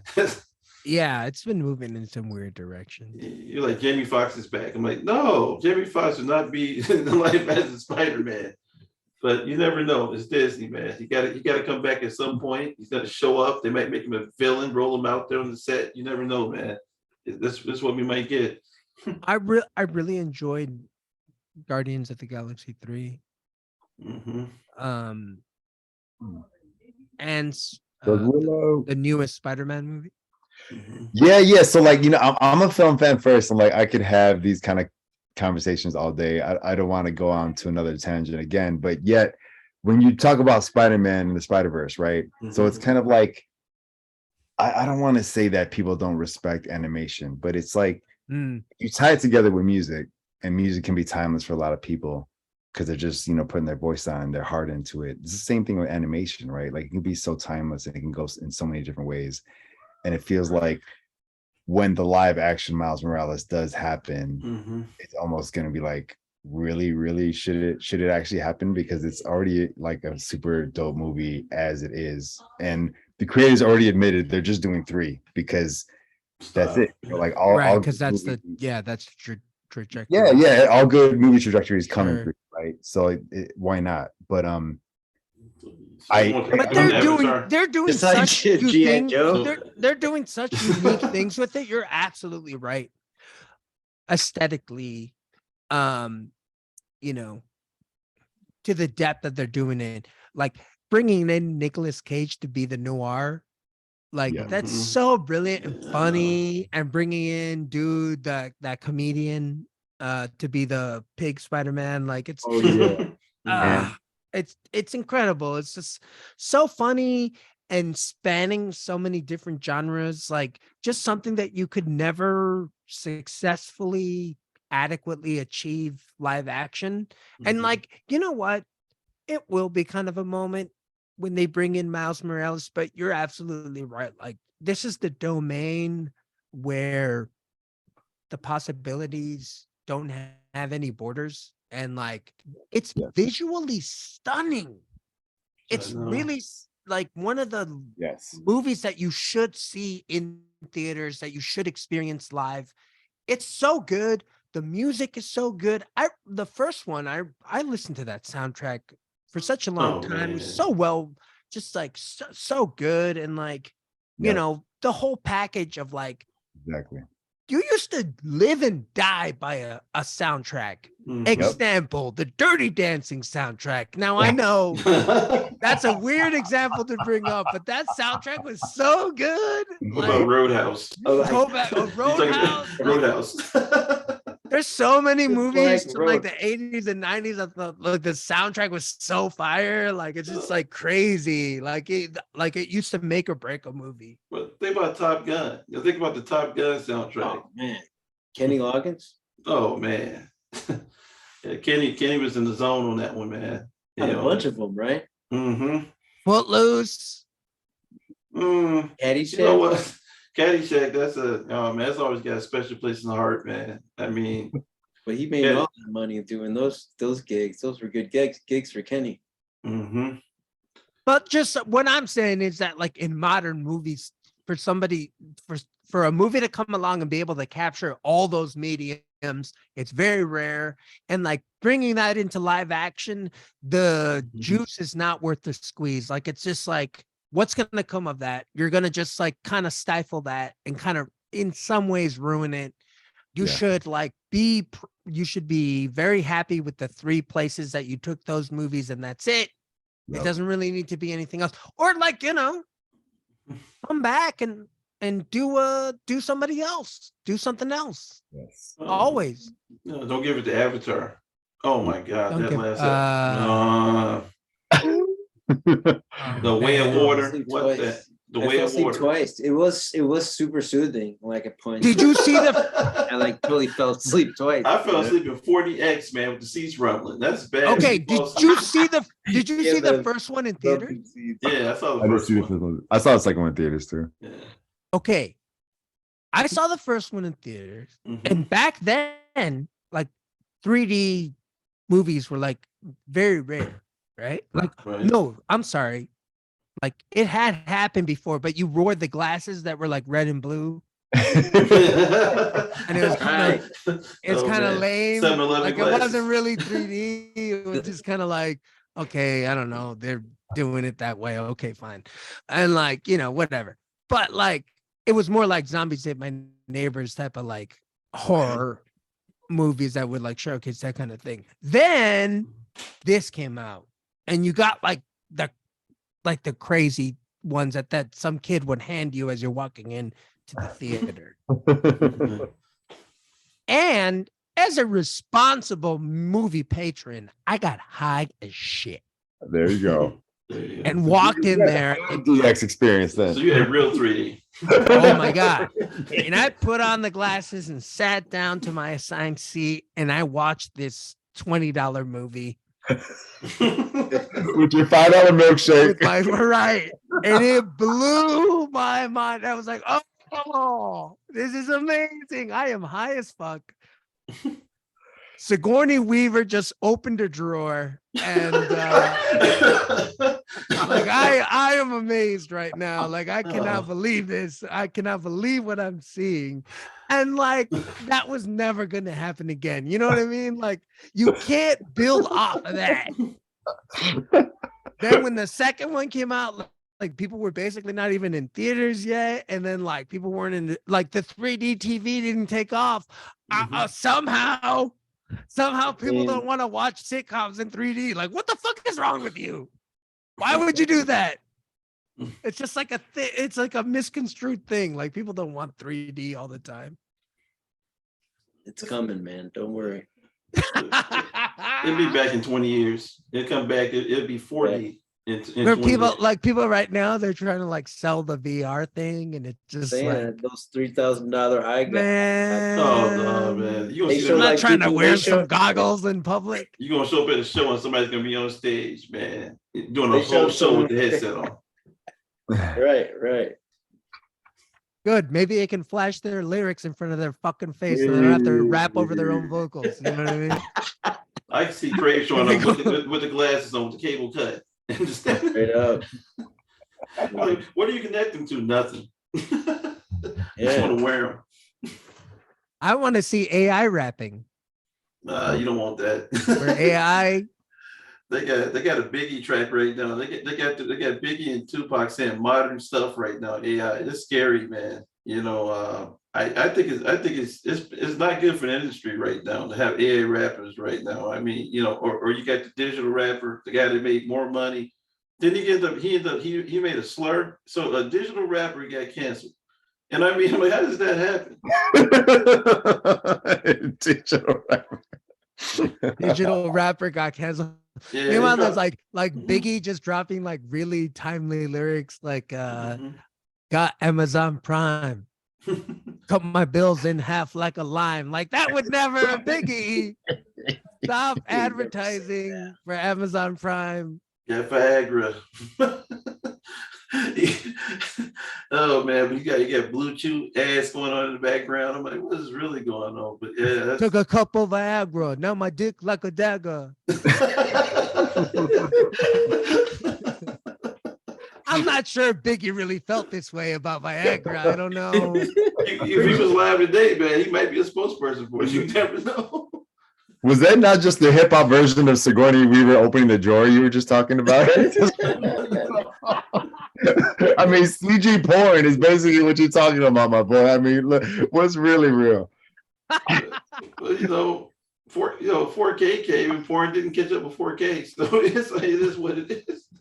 Now they're talking 8K. I'm like, I don't know what the hell you're gonna see in 8K. We're gonna see hairs on the back of somebody's shoulders at this point. Yeah, like food on their face and shit.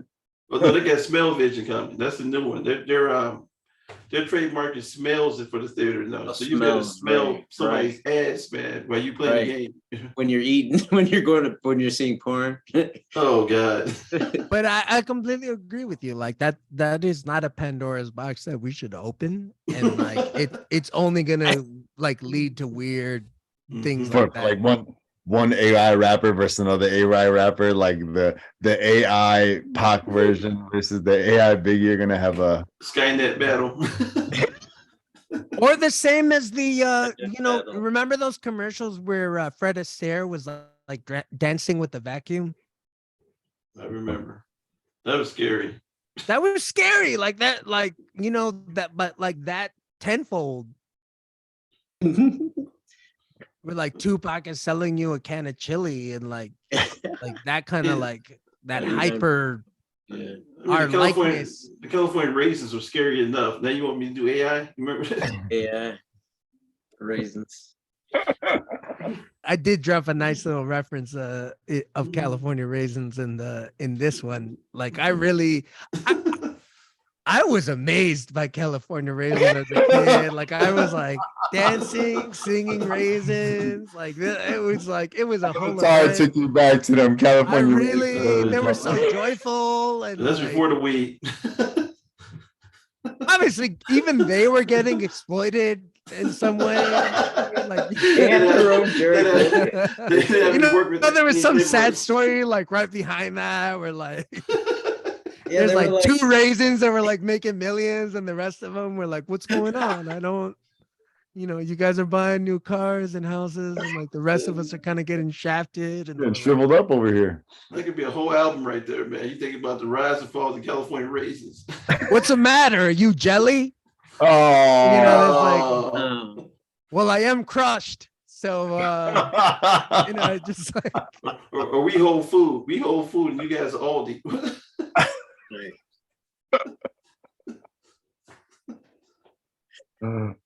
like two grizzled ass raisins like hosting open mics and stuff. They gotta start from the bottom again. They're like, yeah, kid, I used to run the circuit. Be careful. All right, up next we got Little Peanut. All right, go ahead. You know, they're just Little Peanut. Don't get took out like Boosie, man. You haven't lived until you wiped off Donnie Wahlberg's puke from the ground, all right? I was doing coke on the set of Herman's Head. Don't tell me what it is, kid. Oh man, Herman's Head. I'm a California raisin. I've been raising hell since 1982. I'm tired. They're just so grizzled. Like the world has just passed them. They're still making like some money off residuals to pay the basic bills, but they're struggling. They got to do Comic-Cons and stuff. They're just like reluctantly. Well, think about it. Grimace just had a birthday at McDonald's. How fucking old is Grimace? That purple shade. 100%. Man, they got a Grimace birthday meal. I said, what the fuck? The Grimace age very slowly.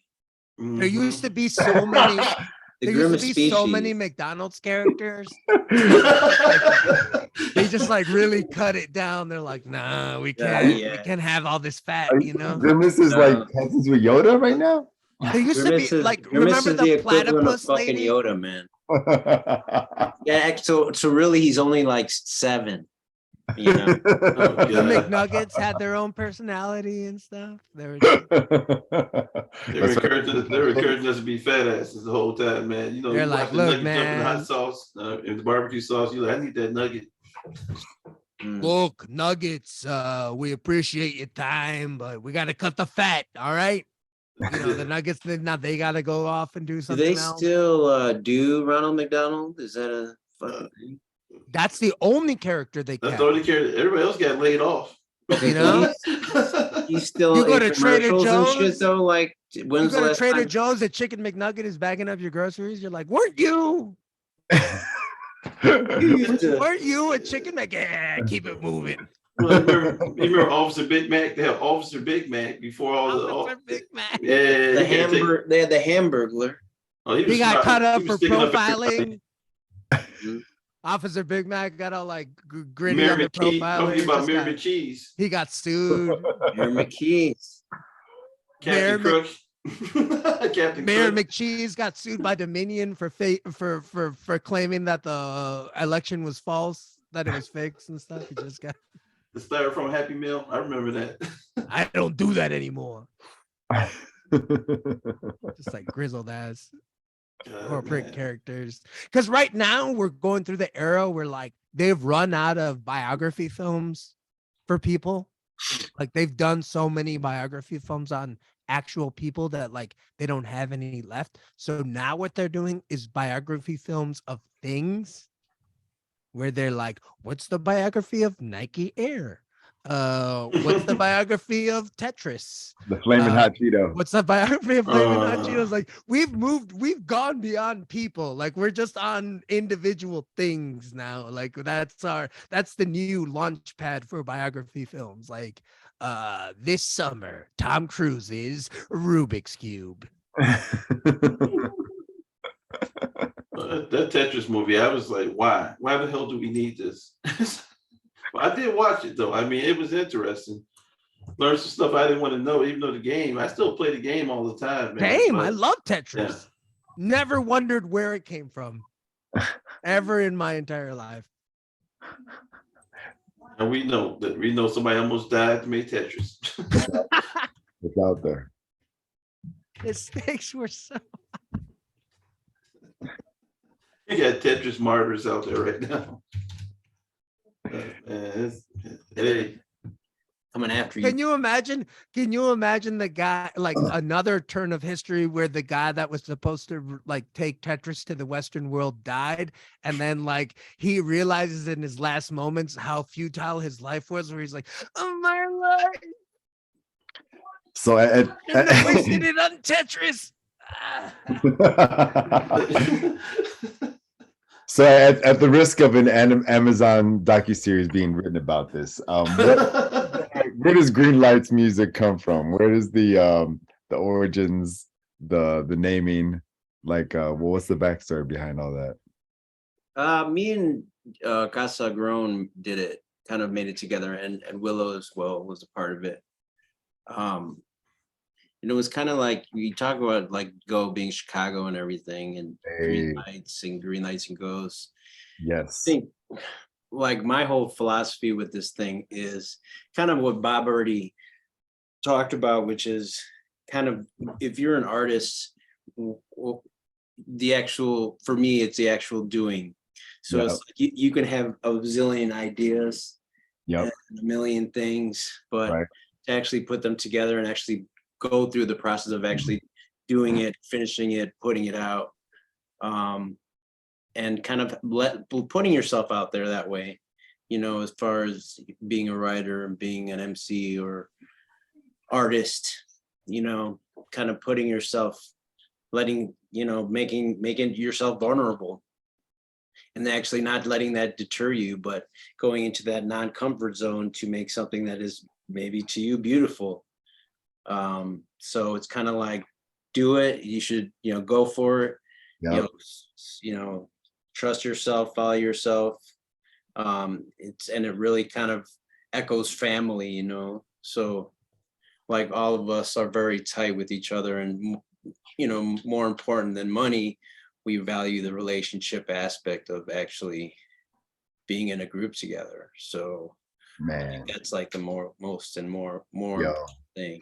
That's amazing, bro. That's amazing. Like, I think you even had that track on the latest album that says Greenlights mean, right? So you say go as a hook. Yeah. And Totally. I'm glad that you brought up, like, it kind of like infuses the word go, because obviously people play with the go word as a short for Chicago. Yeah. You know, that's funny. That was also Doc's idea. Like, you don't have a chorus with go in it yet. He's like, are you kidding me? I was like, no, I don't think we do. And the one bar, I think it was Casa Grown who might have said something like, you can either go with the flow or go fuck yourself or something like that. Yeah, that's Appetite. That's Appetite. Yeah, that's Appetite who dropped that. Yo, I mean, that's kind of like the mythos for me as far as like everything that y'all do. You know what I'm saying? Like, just go with it and go fuck yourself. Yeah, for real, man. That's what it is. I'm gonna definitely get Aloe to cut that up, that sample, those lyrics. That's a good hook. Because it's true, man. It's like, you know, you could waste so much time of your life, again, like I said, just creating and recreating something to you, and if that's how you want to do it, but actually making it and putting it out there is a whole different thing. And I think that takes a lot of courage. So I feel, you know, very blessed that not only I have friends that are talented, but that are willing to do that and do it for themselves and do it for me. Man, so I'm super lucky, man. My man, I'm loving the origins, the whole Fast and Furious family vibes. Like, to be honest, when I first saw the name, I was like, Greenlights, is this some weed like code shit I don't know about? Because I don't smoke, but I don't like to pretend like I don't know about the hip hop culture, you know. Yo, definitely smoke. Definitely. all the things.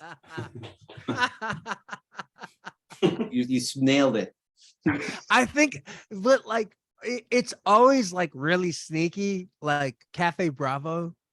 Yes, like that video is fire, bro. I fucking love that video, man. Like Cafe Bravo is really about weed, but like it's one of those things where like we're all kind of looking at each other and we're like, yeah, we could write about coffee for like ever. You know what I mean? It's the only other thing besides weed that I can write about forever. 100%. We could have done an entire fucking album about that shit. You know what I mean? We're just like, I am a coffee drinker. I will give you that.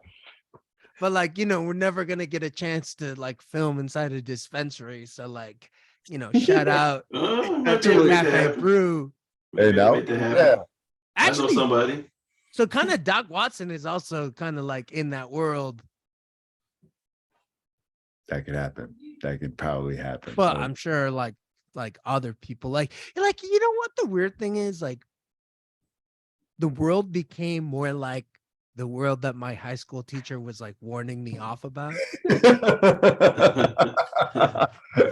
We're like, go ahead and waste your time smoking weed and rapping over drum beats, because that's never going to be a thing. And it's just like, buying doggy the most popular music in the world, and now it's completely legalized. But you know, yeah, you're whatever the fuck you were trying to like. Your idol here, doggy style. You think he's ever gonna hang out with the Martha Stewarts of the world?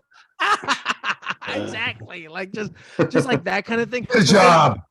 But then also as an adult being like, oh shit, like maybe they were right.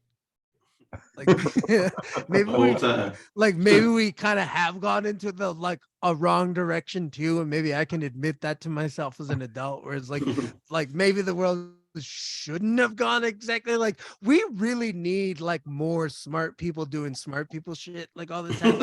Like we need for them to be like back in charge again, like, because it's like right now like stupid people are creeping into those like really crucial like roles, and we're all just getting really nervous. And it's just like, yeah, like people like Lauren Boebert or like Marjorie Taylor Greene, like those people should not be in those positions. Like they are clearly like not qualified to be like not like whatever the outlandish like, you know, hateful shit that they spew, but more importantly like the techniques of that job, like they should not have that job. Like I was listening to this like station today about the show about how like Trump, like he appointed more judges than anybody else, which is like, okay, cool. Like that was one of the highlights of his administration. Like that's one of the only things that he actually was proactive about.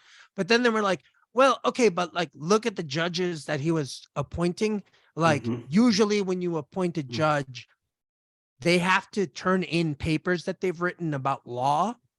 And those papers are like published in certain places, and they're used as commonplaces like research. And and all that says to me is that like if you want to be put into a position of like really important stature, you need to be like a really smart nerdy person who knows all this shit. And other smart nerdy people care about it, and they study that shit. And those are the people that should have power. Other smart nerdy people who like care about it like a whole lot, and they don't have emotional reactions to it. They're very technical about it. They cite law and examples and etc. And that's what makes like a democracy thrive. Versus like they were saying like, well, yeah, like, you know, she published some papers that she wrote as an intern, and it was like, intern? Like, you know, like this is not, those aren't the words that you attach to like a professional where like they need to reach a certain stature. Like basically you need to be doing a job for a certain number of years. Like whoever the hell runs nuclear power plants, like if they need to have 10 years of experience, they better goddamn have 10 years of experience. You know what I mean? Like that's too important of a job to hire your cousin Bill for it. You know, like that's not the kind of thing that it's too important of a role. So like I feel the same way about government. Like there's certain parts of government that are like so important that like it can't go to the person that you want it to go to. It has to go to the person who's most qualified to do this shit. And that's someone who kind of falls into the middle of someone who's a little bit fair, but really qualified to do it. And I just feel like we're kind of creeping into this world where dumb people are just like talking their way into like really important parts of our society. And we're feeling the aspects of that. And I think that's kind of a place where I'm writing from these days of like, I'm terrified and very excited about what the future might hold for us. Like people are like, oh, AI might replace your job. Maybe they should. Like the trajectory that we're going right now, I don't really have much trust on the other side of that coin. Well, we might instead of going to college or going to high school, you might just get a chip implant in the back of your brain right now, and you get all that information just by paying $30,000 up front, or basically selling your kidney. I mean, you got two options at this point. But yeah, you're right, man. I think people should have to get a permit to run for office. You got to do a psychological evaluation. You got to understand if you thought about killing small 100%. animals, if you For real. Yeah, it should, it's the same thing with having children. You should have to get a permit. I really do feel that way sometimes. Oh, what's because, up? well, think about how many kids Trump got. So think about this. He's somebody's dad. So think about Right. that. Think about that situation. It's nuts when you think about the whole totality of the situation that somebody looks up to him. And, So, and speaking of, Right, his right. kids wouldn't even show up to the trial. You know what I mean? Like they're trying to they're trying to keep a wide berth. hey, Whatever the hell you about he's lose your dealing with. inheritance. You about to lose your inheritance. You wouldn't show up either. They're playing it cool. You better call Stormy and say you're sorry right now. Right. Jeez. Anyway, yeah. So that's that's kind of like from the more that that perspective and that jumping off point of we're always kind of talking about things, and then we're like, oh, okay, yeah, well, let's kind of move into that. Most songs very commonly start out in the living room of Greenlight Studio, and then we're watching basketball or watching football or pulling bongs and just listening to music, and then we're just kind of talking about stuff, and then that's where things start to circulate a little bit. We were hanging out the other day because we're doing that interview. And RP just turned on beats and we're just hanging out, and I recorded a bunch of it, but we're just kind of vibing on ideas, and now I think we have the starting point for at least 4 new songs, just because we're hanging out with each other, and kind of that's how it starts. That is. You got a point. You're talking about scared of the new world. That's a whole hook right there. If you think about it, find a way to tie in that fear of the unknown right now. I mean, it's real. I mean, we're at the apex of retardation. That's the way I say sometimes. People are regressing backwards, and you think about 100%. Intelligence is low. People cry about stuff I don't understand. It's a whole new world, man. I mean.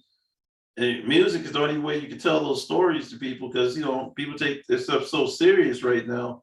I mean, you guys, the comedic element to your music, basically, it gives you a break away from being serious all the time. You think about it, or taking yourself too serious, because everybody wants to be angry. I'm like, what are you angry about? Right.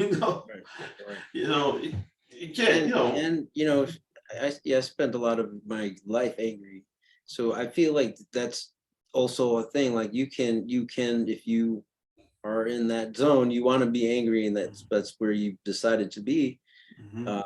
You can still also use it as a way to relieve some of that anger. I think that's where a lot of those skits started, which is me just trying to make you laugh before we started a verse. We're just hanging out in the studio, and we're just recording a song, and I'm like, I wonder what I can say in the beginning. And then just kind of okay, well, what else can we do? Yeah. And we're kind of messing with these different mediums.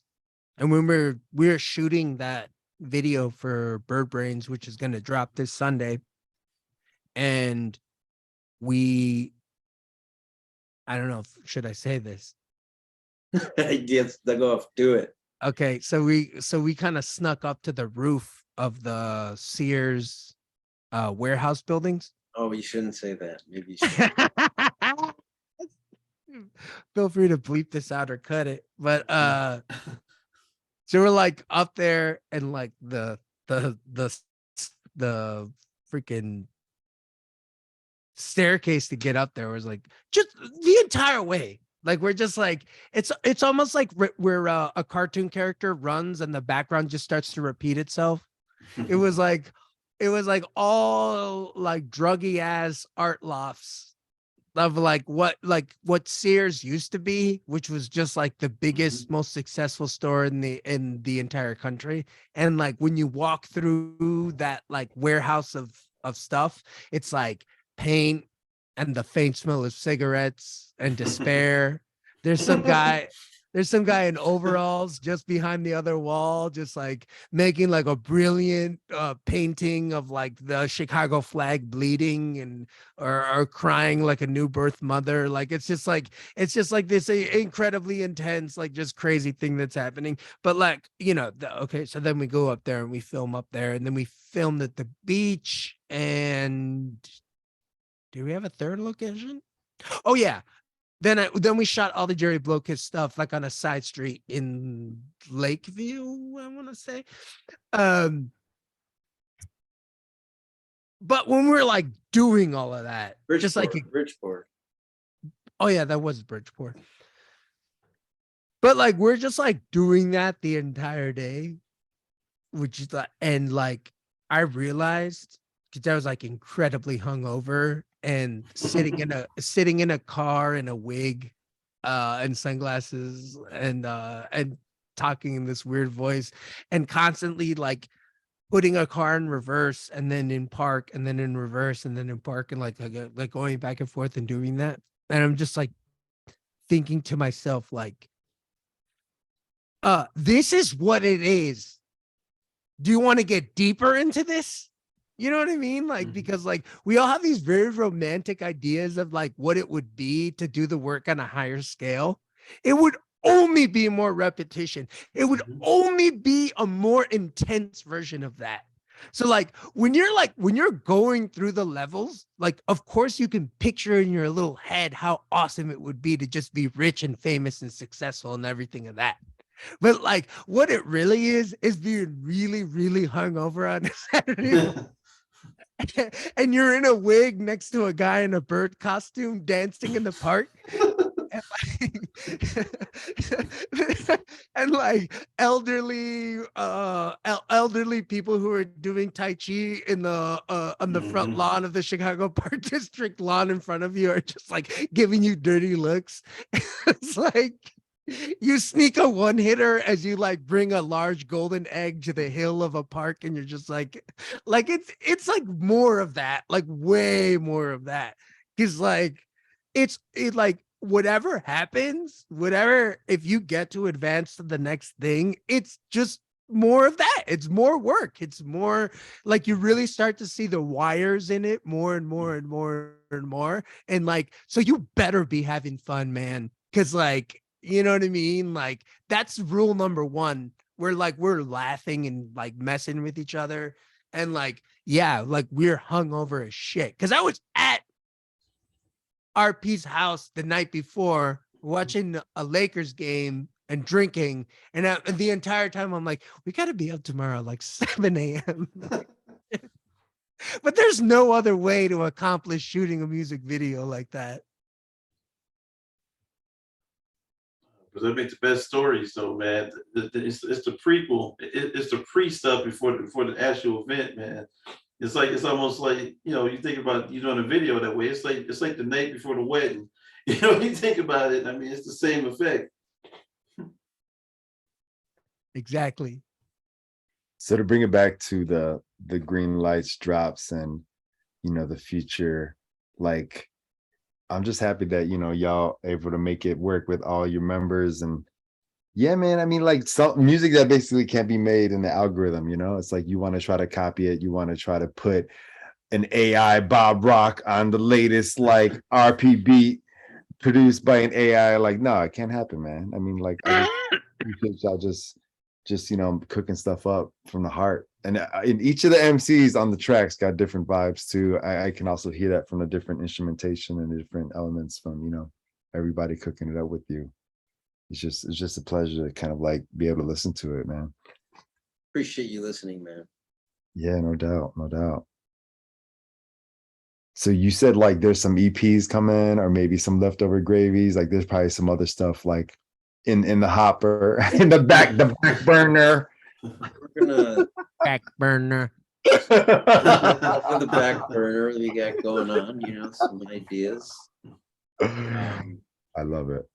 I know me and Bob have a couple of things we're working on. I'm also working on something with Amanu from Bad Wolf.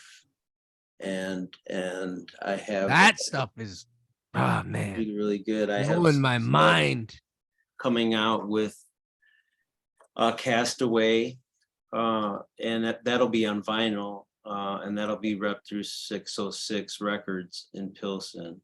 Nice. Oh I'll wow! let you guys know about that drop. That Shout out to 606 in Pilsen. DJ Drew out there, he's the man.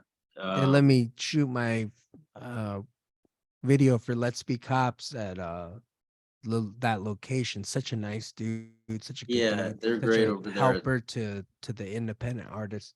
Yeah, and a great record store. If you're ever shopping for records, that's a good place to go over there. Bob or Doc Watson also, and like I said, we kind of have some songs as well that he produced that we're kind of sitting there that we're gonna kind of make into an EP. So that's going to be something to work on during the summer. We're talking about making another voyage out to somewhere in Wisconsin so we can record another album, and then for Greenlights. And then I know Bob also has a record he's making with Aloe. So I think there's there's a lot out there that's coming. We're working on an EP, and then Greenlights producing an EP that I'm doing called The Automat, which we've been recording for the last couple months. I dropped like a full length a couple years ago, which was like 13 tracks. And I was like really proud of it. A lot of help from a lot of good people, a lot of talented people. And this time around, I was like, man, I want to maybe do some smaller projects and spread it out a little bit and work with different people who I think in the Chicago scene, like, just don't get enough credit for being like really just quality producers and thought, I don't know what it is, like a dream advisors, like Kaz. Got an echo. Very intentional with it. Like, wow. Really committed to this Jazz Drafters character, my man. Bam. No, we thought you were elevated. Yeah, I thought I was. Now it's psychedelic. But yeah, I'm excited for it. All of it. All of it. It'll be headed towards you very soon.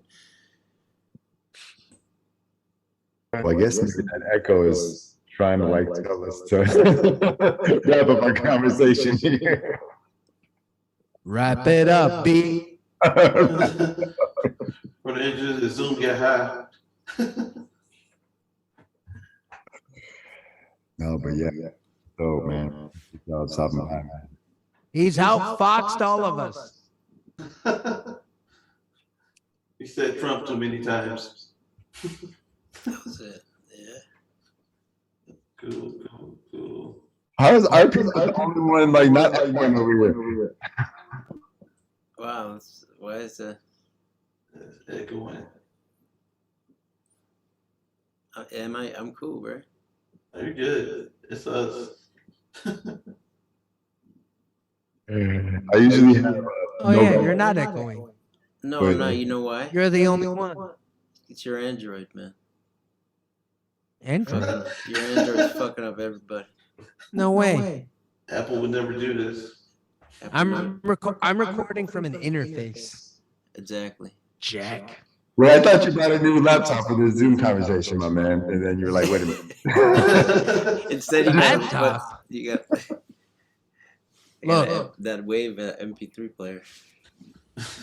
I'm recording off Windows 95. Damn. The only program The movie setup that's never held any merit. Start this summer. Tom Hanks is Windows 95. I would watch that. Tom Hanks is. Where's Christmas? What's that? Pardon? I think nobody's going to close us out, man. Windows is as Windows does. All right, man. When we close out, no stage. All right, cool. Thanks for having us. Thank you so much. Thank you guys for taking us into your world, man. I mean, man, Greenlight, man, great story, man. Love the music. Gotta keep listening. I feel like, man, it's so many great artists in Chicago, man. And you guys, man, got something special going on over there. Thank you so much for saying that. Yeah, everybody out there, go check out Greenlight. I make sure I drop the links to your website. Make sure we talk about the music in the bio. But yeah, definitely check us out everywhere the podcasts are at, on Apple Music, soon to be YouTube. We're on Audible, anywhere you got headphones that can connect, or MP3 player, we're there. Thank you. Follow Bob on the Android documentary docuseries dropping pretty soon. The story of it. Not written. Check me out at BOBROK@AOL.com. Okay, I got you. That's your aim? Man, I miss those days. So much easier than texting people. Age, sex, location. All three are fried green tomatoes. Now it's like The Sims. You got your attributes over your head. No, if you're on Tinder, everybody knows what you do. Back in the day, it was mysterious. You didn't know that was that person. Right. There's a place for everybody in this new world. Man. What you guys got going on this weekend? I gotta see how I can replicate this echo voice wherever I go. Yo, this is very dope right now. The new sound effect on Zoom. We're gonna do one more interview tomorrow, and then it looks like Diggable Planets is playing at Randolph Fest. That is correct. And DJ Beatbacks also playing. It's also playing. I know there's I might go to Fury. Let's go to Tonic or Golden Dagger. There's a show there on Saturday night. She told me to invite you. Saturday during the day, I'm going to be playing set in Pilsen for my friend Rudy Avina. Fucking awesome. Nice. You said you're not going to show it, Golden Dagger? There's a show going on there on Saturday night. I'm not sure who exactly it was. I forgot who it was. But we go, we usually try to hit up some shows, man, whether it's me and Bobby or me and Fury, and we do go to a lot of local stuff. Last one we went to, there was, it was Vans, and it was all female show, and it was Mother Nature, who was super dope if you ever heard of him, and someone, and Fury was doing that show. Yeah, was she doing that show? No, she wasn't doing that show. We were trying to get a show there, but there was one more act that I'm forgetting. I don't know why right now, but it was dope. And I think like going out to shows is like a big thing that's starting to happen again, hopefully for a lot of people. So that's what are you like guys the next doing this weekend? That's the next thing, right? It's getting people out. It's transitioning that way again right now. I mean, I think the thing is, you got, I'm not that far. I'm in North Londale, so we got Riot Fest coming up and everything. So it's gonna be interesting. They tried to cancel it. Yeah, they did. Oh man, they're acting pretty ugly about it. So we don't need Riot Fest. I mean, Riot Fest needs to continue. How much of that money do they really put back into that neighborhood? I think 40% goes back in, but they want 60. 60. Yeah, they want 60% of the door. That's ridiculous. The year, we had Wu-Tang there a few years ago. Yeah, you can't pay the musicians it'll be harder if you don't pay them. Yeah, I don't know. That's a lot. Yeah, that's a hell of a lot. I mean, but the thing with Riot Fest has been the acts, when Wu showed up, the door was high. And then, We had the Lil Yachty year and the rest of that stuff. You know, when they showed up, it was Right. yeah. They almost burnt the park down. I heard. Yeah, I thought that was a part two. Is that they tore up the park and shit. Yeah, somebody put a cigarette out or a joint out, man, and burnt half the park. We had like a forest fire on the one side. Yeah, it was. They had the overhead helicopter and everything trying to put the fire out.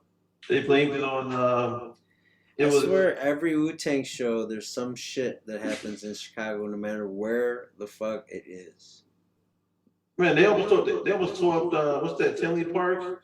The theater in Tinley Park, you know what I'm talking about? Do you remember the Ghostface show at Joe's on Wheat Street where these dudes were throwing glasses up into the fans and they were fucking yeah.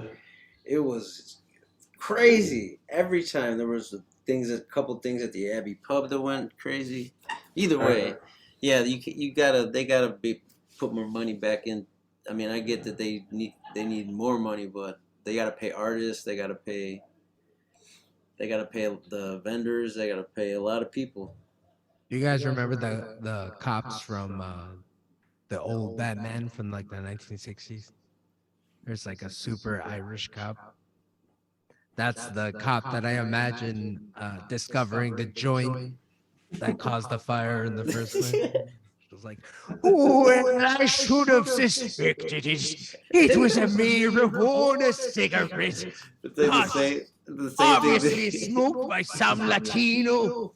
The same way the Chicago fire happened. Is that the same way? Exactly. Like the Chicago fire was blamed on Miss O'Leary. Yeah, the cow. That's fucking such bullshit. Like, imagine a bunch of factories that are built right next to each other with no regulations whatsoever. Like, it's like the oily rag factory built next to the lighter factory, built next to the fireworks factory, and the only thing that's separating them is a box of matches.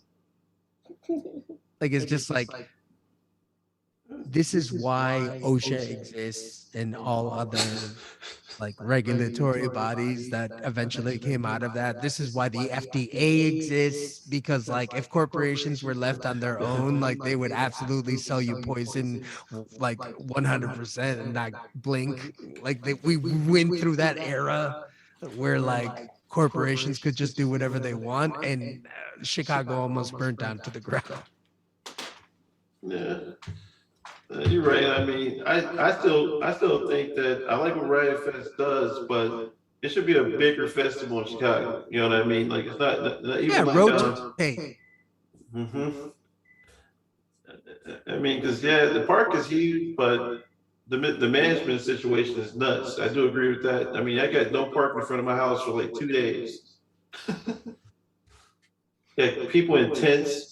You know, the corner by me. I'm like, you ever lived, you saw a tent on the west side with kids from Wakanda, and I'm not talking about the Wakanda with Black Panther. So,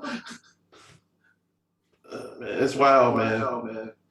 Yeah, if people ask me, can I park in front of your house? I give you $20. I'm like, what? I don't own the sidewalk. It's gonna be interesting. I think Twister's doing a set, which would be hilarious. He now does gun control. Yeah. I redid my concealed carry with Twister. That's the funny damn thing. How does Twister not have his own brand of rolling papers? I don't know. You can catch him on the west side of 16th Street, hanging out with his Hummer, with his vinyl wrapped gun control. No, he's all about, he's pro gun right now. So he rides around all day talking about get a concealed carry. Yeah, he's changed. Carl is different. Fastest gums in the West. Yep. Most paranoid gums in the West. If you walk up to him and say something, you see 3 guys jump out of nowhere. I'm like, hey, I just said what's up. I know you. You got security? You go, yeah, I need that in Chicago. Yeah. I mean, the only thing good about, you know, the other thing about the culture of hip hop different today is the rappers, they don't live that long. It's like, especially the Southside rappers, man, everybody out there killing each other.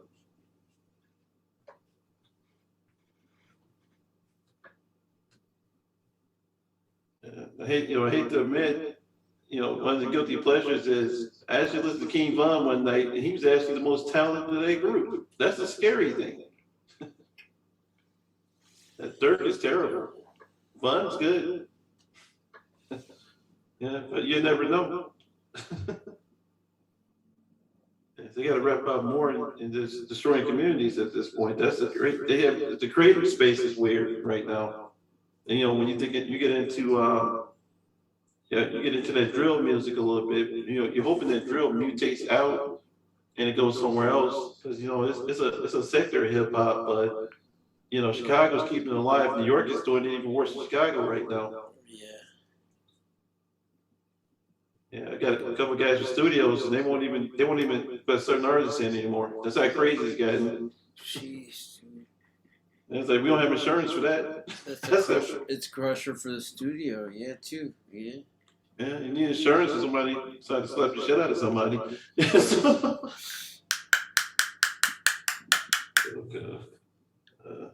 I probably got to cut out right now. I got to put the little one to sleep. All right. I appreciate y'all raw through, man. Right, You man. bet, man. It was good to having talk. us. Yes, We'll sir. get up, man. Gotta check you guys out live. Yeah, come on out. Come by the studio. We'll do. We'll talk soon, guys. All right, everybody, be safe. Peace. Same.